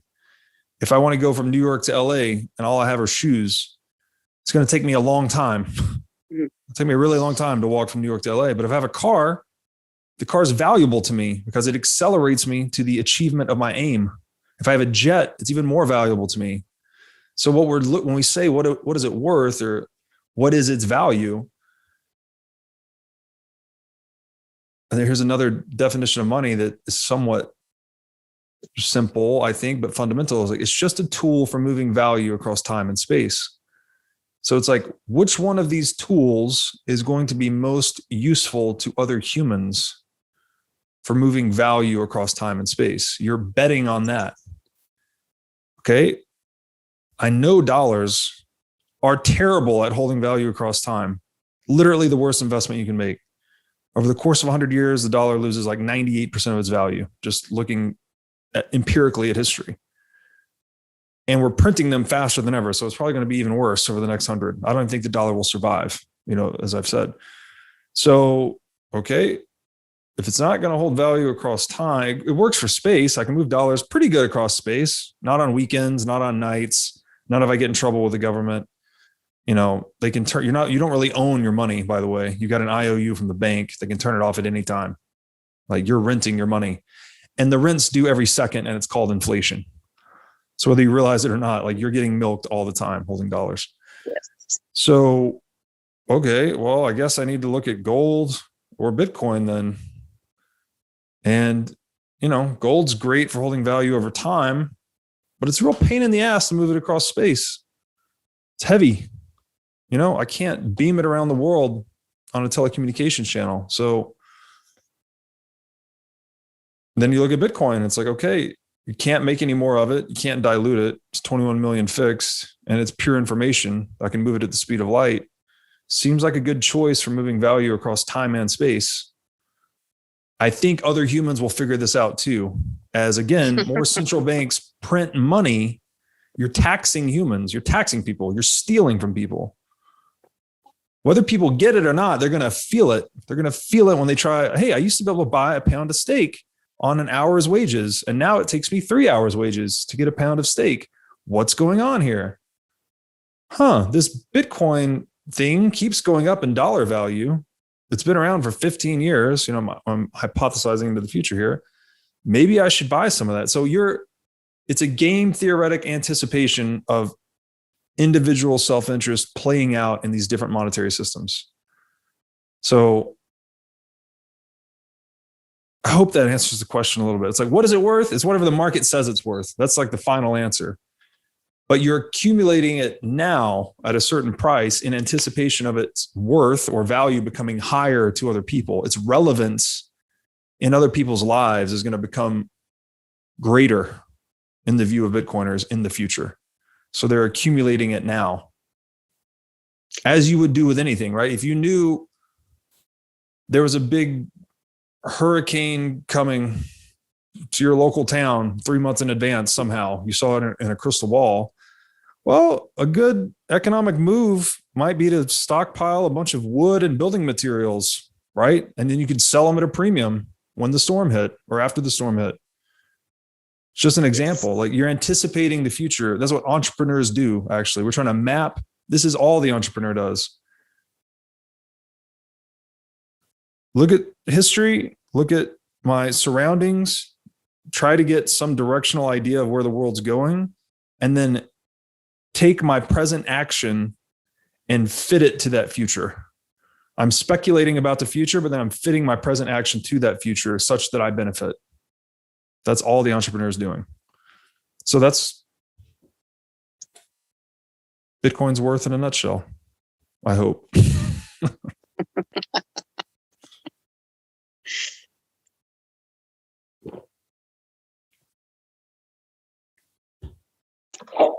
Go ahead, Linda. Does all that make sense, or what other follow-up questions do you have, please?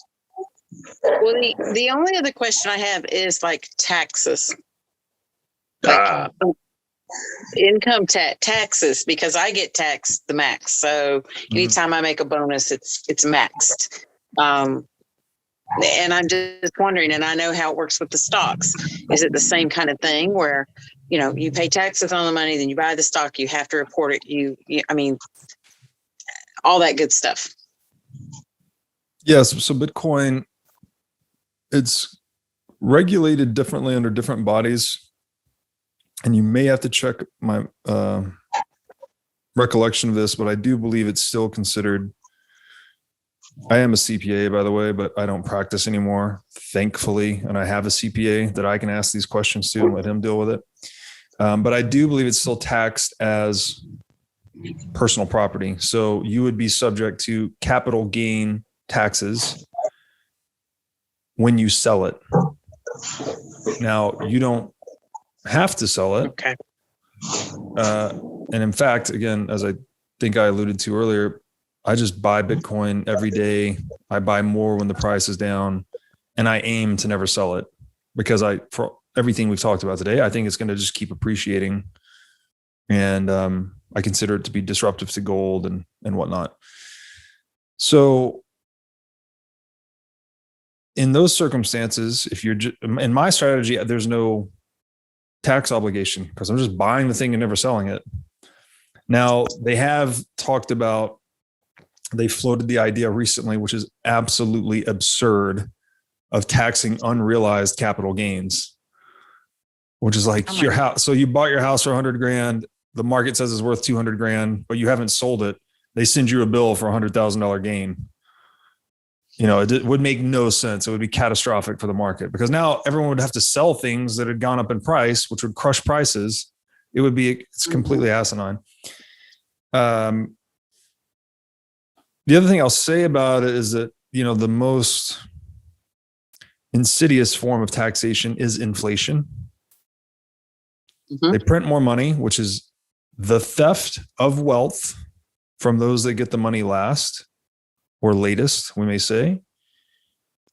Yet it tricks people into thinking they're getting richer, which actually, the more assets you own, it is like it's a regressive tax on the poor. So the more I'm depending on the dollar to store value, the larger percentage that a dollar makes up of my portfolio. Like if I'm living paycheck to paycheck, I'm 100% dollars, right? I'm all dollars. I've got a checking account. I'm trying to keep it filled up.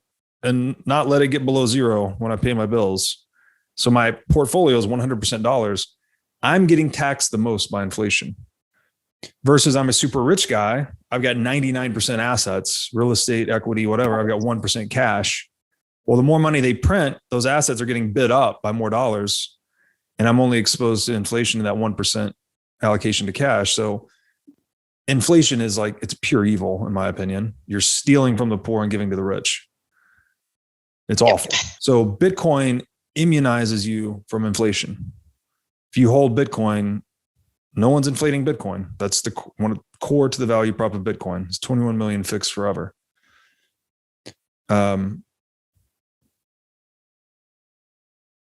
There's deeper things I could say about taxation. I think it is, I mean, it's stuffed flat out. I'm very, very libertarian about this. But I also don't consider it to be even an argument. If, how did I hear this put? What makes, let's just put it this way. Consent is the difference between sex and rape. Consent is the difference between having a job and being enslaved. Consent is also the difference between taxation and a voluntary economic transaction. None of us consent to be taxed. None of us. It's not something we negotiate. You cannot secede from the state. You can't say, hey, I don't like the services I'm being rendered. I'm going to exit. People will argue and say, yeah, you can leave the US and renounce your citizenship. Like, yeah. And if you make more than like, I mean, the number is tiny, $100,000 a year, maybe, you're getting assessed an exit tax. So if you don't like the quality of services you're receiving and you don't like being robbed, then you can just pay this bill. You can get robbed one more time and leave. Like it's really bad. So I won't go into that rabbit hole, but I'm pretty outspoken against inflation and taxation and statism more generally. I like to push back a little bit, but I hope that answers your question, Mama. But, you know, it gets taxed like any property. Basically, if you're holding Bitcoin, as Robert's suggesting, for a long time, then, you know, if you put in 100,000 over 5 years, and then at year 6 you want to take out, maybe it's worth 200,000, let's say, and you want to take out 50, you would get taxed on that $50,000 withdrawal. And a CPA, obviously, not tax advice, can help you figure that out. But I want to push back, Robert, a bit on tax, just for my own education and knowledge. And I'm going to take a counterpoint here. It's not necessarily what I believe, but it's what someone might say. If I'm a government official and I say, look, you may not want to pay tax, but we have to tax you to put that money towards schools and roads and, defense systems. One could argue the military budget's inflated, or maybe we need more, but either way, there's a certain amount of money that every citizen has kind of a duty. The old American way of thinking about tax was it's what can help make our country great if we all pay our fair share, but that share was lower back in the day to make how else do we pay interstates, right? Things like this. Anyone that says the old American way of taxation was like a duty to pay for our communized services that we render doesn't understand American history. Like, America became a superpower because we had basically no taxes. We were set up as a decentralized republic with very low taxes to no taxes. Taxes were introduced in wartime to pay for both the Civil War and later on World War I and World War II. So I would very heavily push back against that empirical assessment of the American history related to tax. There's a great book on this by a guest I had on the show named Dominic Frisby. It's a great book. I mean, he argues that the history of the world is a history of tax. Basically, different groups that emerged victorious, figuring out how to extract tribute from the vanquished. This is human history, like rulers and ruled. People constantly trying to scalp off the hard work of others. That's what taxation is. And there's another great book on this called The Myth of National Defense, which is a free PDF on Mises.org. And it goes through all of these I'm going to use the word bullshit narratives about the genesis of the state and how taxations, we all decided that it would be good for all of us. So we decided to pitch in and raise a military. Like, it's all a lie. It's been whoever's in a position of power, how can they exert leverage and use that monopoly of violence to extract economic value from individuals. And what would I say to that person? Okay, we need you're claiming, the claim is that we need to build roads, raise an army, create other communized goods and services, right? Okay, then let it be voluntary. People will voluntarily spend for what they want. That's what a market is. I don't need anyone to coerce me into funding your military if I don't want it. If I want it, I'll spend money for it. If I don't want it, then I won't spend money for it. So I actually think this is, I just wrote a long piece about this. It's titled Sovereignism, Part 8, Everywhere and Nowhere.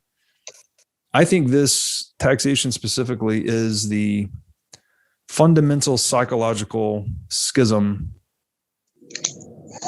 on the psyche of humanity. Like the idea, because it's an idea that I somehow, as a ruler, have more of a claim on your life and the fruits of your labor than you do. So it's fundamentally a broken argument. Why? Like you own yourself, right? Only you can move your left arm. Only you can choose to do anything in any one moment. No matter what I say to you, no matter how many threats, no matter how much torture I give you, I can never control you. I can maybe get you to submit to my will. So the idea of taxation is countervailing that truth. You go and you work and value in the world, and I'm just going to come and say, all right, give me 20% of it or else. So I'm stealing the fruit of your labor. How can that ever be good? How can that coercion embedded in society lead to anything sustainable? Because, man, like, we got to fund stuff. Then do it voluntarily.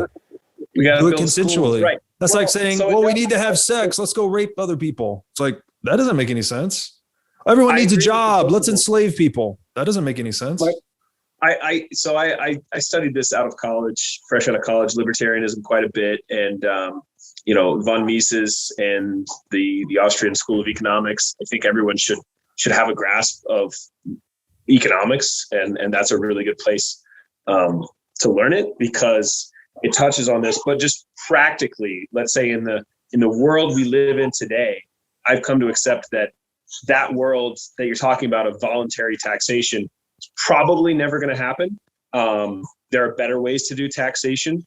But just to kind of, pull back on this, it's like there are ways to avoid some taxation, and there are a lot of professionals that are really good at that.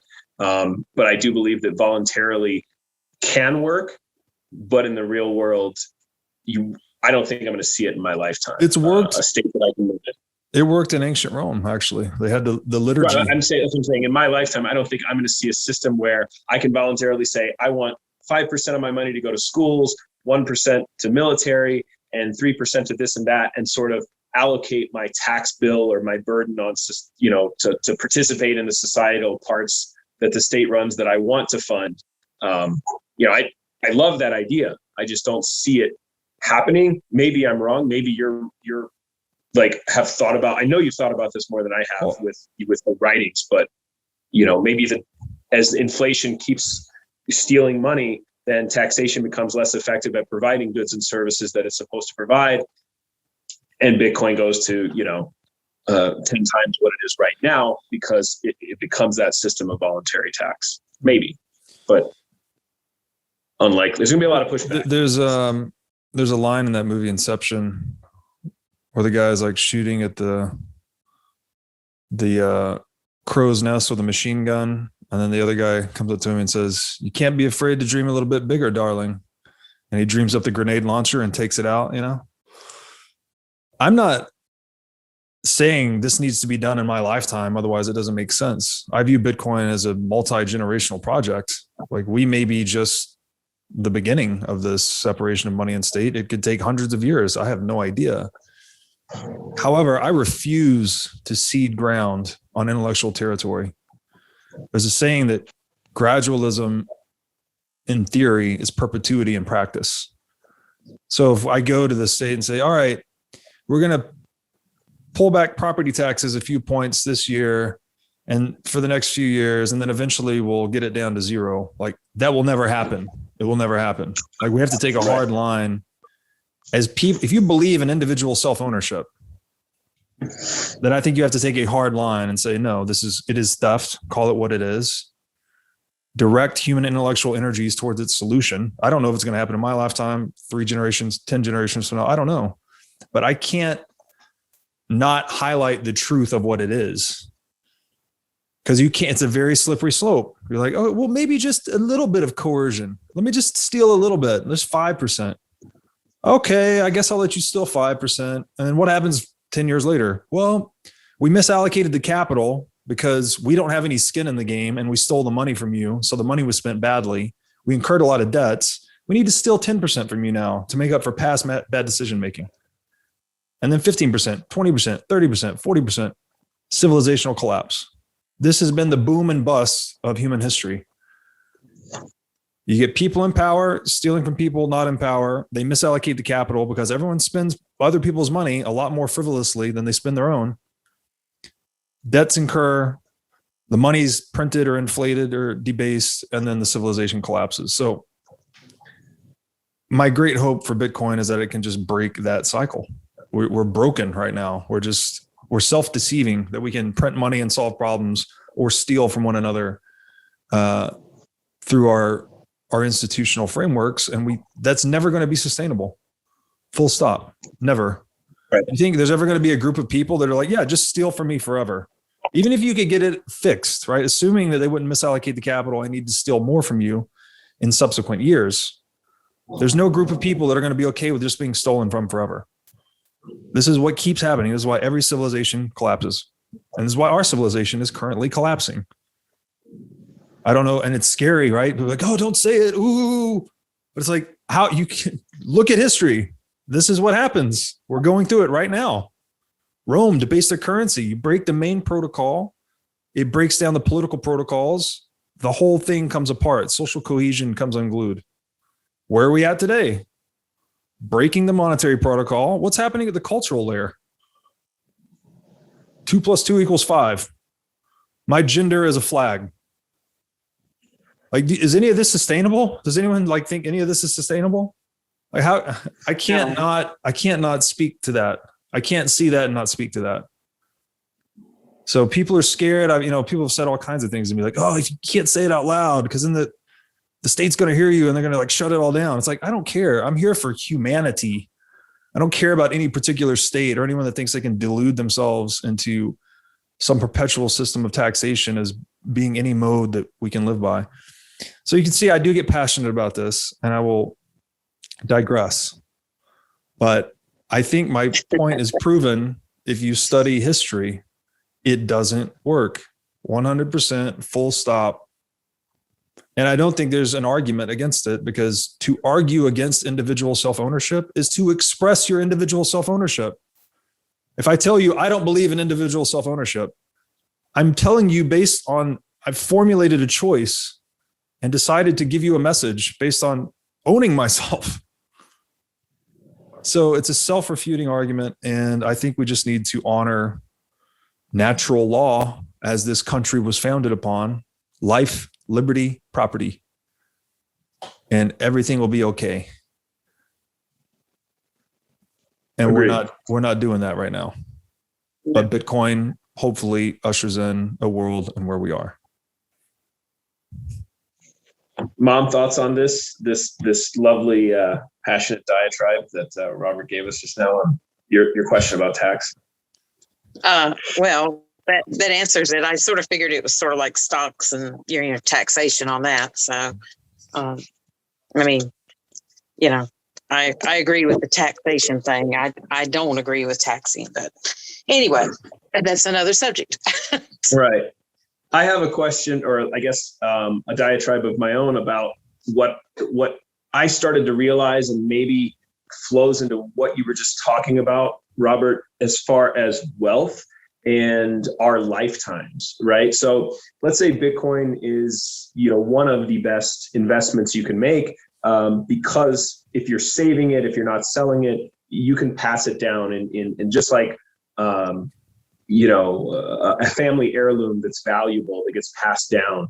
Gold used to be one of those things that the families passed on. So no matter what happens in our lifetime, right? If society collapses and someone is harmed or dies, their family potentially can still be okay and buy a new house or rebuild, their worth with the value that Bitcoin has in the future. And so, going on that train of thought, my work had been in the solar industry, and I went from realizing or thinking that solar was something that only hippies got, or it was a very, it has an agenda behind it. Sure, it gets politicized, but what it really gives you is sovereignty. You have the ability now to create your own energy for decades with just a few small pieces of equipment. And that's what I did. And then a couple of years ago, I built a truck that was completely solar powered, completely electric. I could live in the back of it and drove it across the country. My mom came out and we did a quick little interview about this. And then I got to thinking about it. I said, this truck can charge itself. It can fill itself up. I don't need anybody else to create fuel. That was one of my realizations for wanting to build it. Then I got to thinking about Bitcoin and crypto and mining and said, what if I'm using that energy to now basically print money, but in a different way through Bitcoin? Isn't that, one of these sort of really interesting qualities to me about Bitcoin that I don't hear people talk about much, but the fact that mining is something that anyone can do with a little bit of equipment or a little bit of energy, or let's say they're just, paying a little bit of money to someone else to just buy what they're mining. It gives you energy. If you can create energy, then you can participate in a money society, or what would you call it, in Bitcoin, and in a system of money that no one can stop. Yeah, I completely agree that Bitcoin is going to radically transform global energy markets. And the implications are, I'm still trying to get my head around it. Because one of the things that happens here is if all of a sudden energy is being monetized directly, then it would seem to me like energy producers will, Bitcoin miners and energy producers start to merge, because that's the buyer of last resort for energy worldwide, right? So every energy producer is probably going to add Bitcoin mining, at least to augment some of that. And then the further implication is like, okay, banking and financial services will start to be absorbed by that as well. I would think it's like there would just be a software layer on top of this energy producer / miner. So it's like it's like sucking all of these industries into one, and then it gets dispersed over the globe based on the cost of what is it? The levelized cost of electricity. Is that the metric they use? Something like that. Yeah, LCOE. Yeah. So, I love Nick Carter's analogy that if you imagine the globe with a topography on it where high cost energy were like mountains, low cost energies were like valleys, you can imagine Bitcoin just like pouring a glass of water on this globe, and Bitcoin mining just settles in all the nooks and crannies to the lowest cost energy, frankly. And then there's the other aspect is this, we have this global perpetual incentive to uncover either wasted energy, underused or unused energy. A friend of mine sent me this map the other day, a satellite image of all the natural gas flaring worldwide. And it's crazy. Like the whole world's lit up with natural gas flaring, which is literally, they're just burning energy and polluting the atmosphere because it's too expensive to sell it I guess, what is the word? Harness it or harvest it and sell it. Right. So they just burn it into the atmosphere. Well, you can go cap those wells with a Bitcoin miner and turn it into money, right? So there's so much money being left on the table. It's staggering, but I'm not an expert in this domain. I just kind of have this theoretical high level view of it. I do plan on writing more about this. I have a lot of notes on it, but for the super deep dive detailed, NYDIG posted a piece about it recently. I think Ross Stevens and Nick Carter actually co-authored it. There's a lot of tremendous writing in the space that I would point people that direction. I think, instead of going down this depth of a rabbit hole, the concept for the average person to realize is that Bitcoin creates value where we were actually wasting value before, even in something destroying value. Destroying value, right? Yeah. But let's say Hawaii, for instance. Again, being in the solar industry, I went there for a while, and the grid says, everyone's gone solar in Hawaii because energy has been so expensive for a long time. But now the utility will not give you a good rate for the energy you produce during the middle of the day. They have too much. They have more energy than they need because there's more sunlight and more solar panels. Yeah. So all the state needs to do is use that excess energy.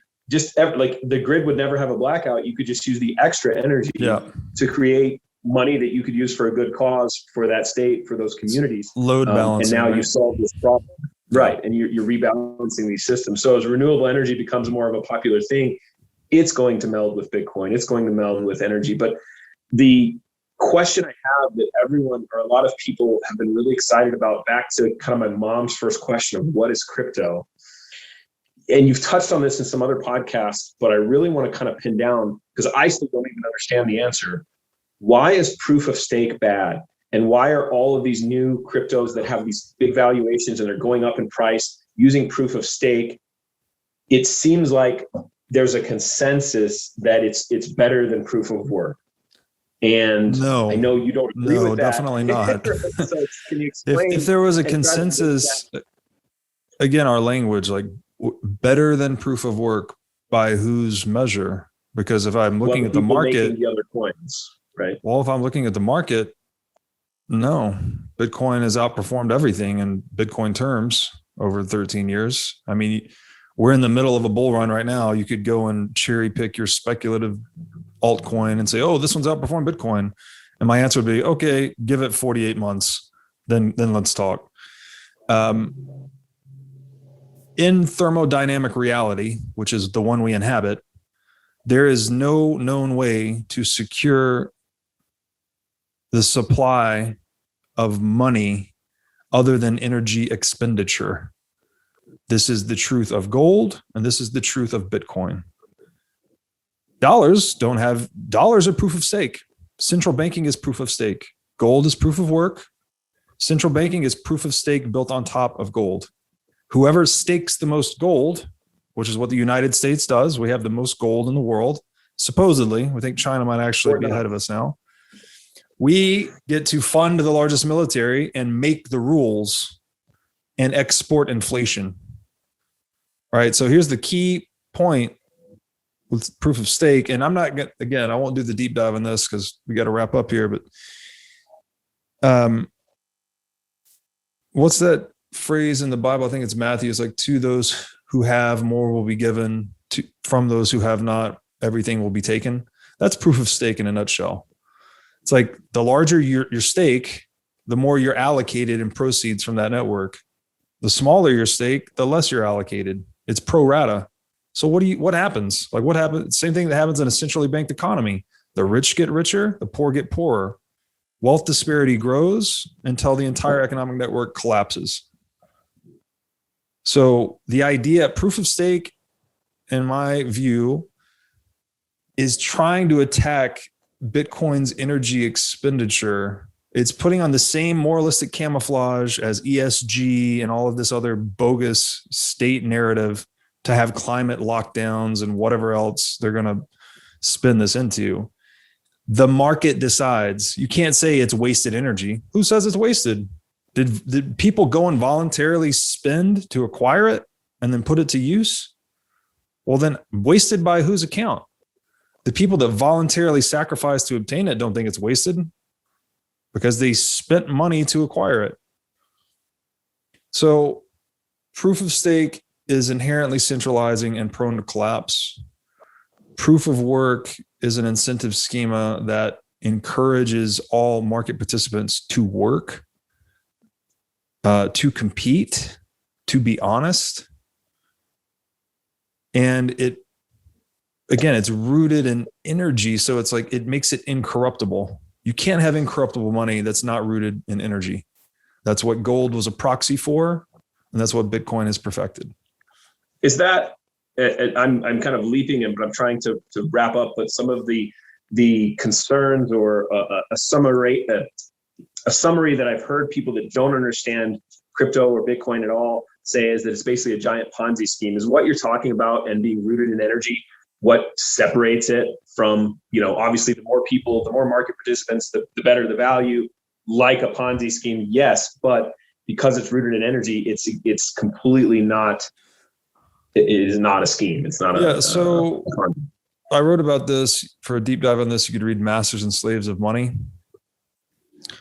Every money exhibits a network effect valuation dynamic. So the first adopters, just like we talked about earlier, when I'm anticipating adoption in the future by other market actors, and I'm buying Bitcoin today, there's a network effect valuation dynamic that I'm anticipating future adoption. So I'm going to benefit disproportionately. I'm going to buy Bitcoin at whatever, I've been buying it for a long time, at a certain price in anticipation of other people buying it at a higher price, right? But it goes even a step further when you're talking about what is a price, and Bitcoin is money. So you think Bitcoin's going to denominate all prices. But the point is, those that get access to the monetizing asset first benefit disproportionately to those that adopt it later. Same was true as gold, right? When gold was monetizing, if I could go back in time, like, I think I figured out money. I read Austrian economics, which one is, it's kind of a silly example because the literature wasn't available then. But if somehow you figured it out that gold was going to monetize and you could accumulate a bunch of gold before it did, you'd be super rich when it did monetize, right? It would be worth, it had increased in purchasing power a lot. Well, the example was the Native Americans didn't look at gold as money, and that's why it was stolen from them. There you go. Right? But here's the scheme part of fiat currency pyramid scheme, which again is proof of stake, is that you have a monopoly, right, on the production of money that violently and coercively enforces that monopoly. That says only we get to counterfeit the currency. You have to use it, but we get to counterfeit it and produce more. So that's the scheme, right? That they can, you at the point of a gun are forced to use the US dollar. Pay your taxes in this or go to jail. But we're going to print, and if you try to print it, right? If you try to launch a counterfeiting operation, this is the phrase that a lot of people resonated with this. Inflation is legalized counterfeiting. Counterfeiting is criminalized inflation. They're literally the same thing. There's not 1 ounce of difference other than who the guns are pointed at. You can do it, like we can do it, you can't. That's basically the gist of it. So inside of that monopoly, where you can produce more money, you can confiscate wealth from those that you're pointing the guns at and you're forcing them to use the money. That's the pyramid scheme, right? So it's almost like they're perpetually the early adopters of new money because they're always printing it first and getting it first. Everyone within the protection of the legal monopoly that includes both bureaucrats and central bank shareholders and other politically connected insiders, they are perpetually awarding themselves the position of newest adopter of money by having access to freshly printed fiat currency first. So they're scalping everyone else. It's a regressive tax on the poor, as we said earlier. That is proof of stake, right? If you're an insider and you've accumulated a bunch of Ethereum, and I know Ethereum's not proof of stake yet, but just humor me and say it is, and I'm Vitalik and I have a trillion Ethereum and it's proof of stake. Well, I'm going to get more and more staking rewards, and the guy at the bottom of the hierarchy is going to get less and less proportionally. So it's centralizing and destructive to the hierarchy. It rips itself apart. And again, people will be like, oh, well, no, this is crypto. We haven't figured it out yet. We're still experimenting. It's like central banking is proof of stake. How has that worked out across history? How has gold worked out as proof of work money versus how has central banking worked out as proof of stake money? So I have a rational, fundamental understanding of why it destroys itself. I have empirical history of it destroying itself repeatedly, contributing to the Austrian business cycle theory and all of these other catastrophic consequences of corrupted money. I mean, it seems like an open and shut case to me. But the other perverse thing about inflating money is people go crazy and they just want to buy any gambling device known to man. That's why Shiba Inu, Dubu coin, and all these other things are going through the roof. People are they're gambling. And I think this is going to get worse, by the way. The more dollars we print, the more that gambling behavior will grow until the dollar collapses. That's a good point, because Linda, you had asked about that as far as, what are the other coins? Which ones are safe? How do you know which ones are safe?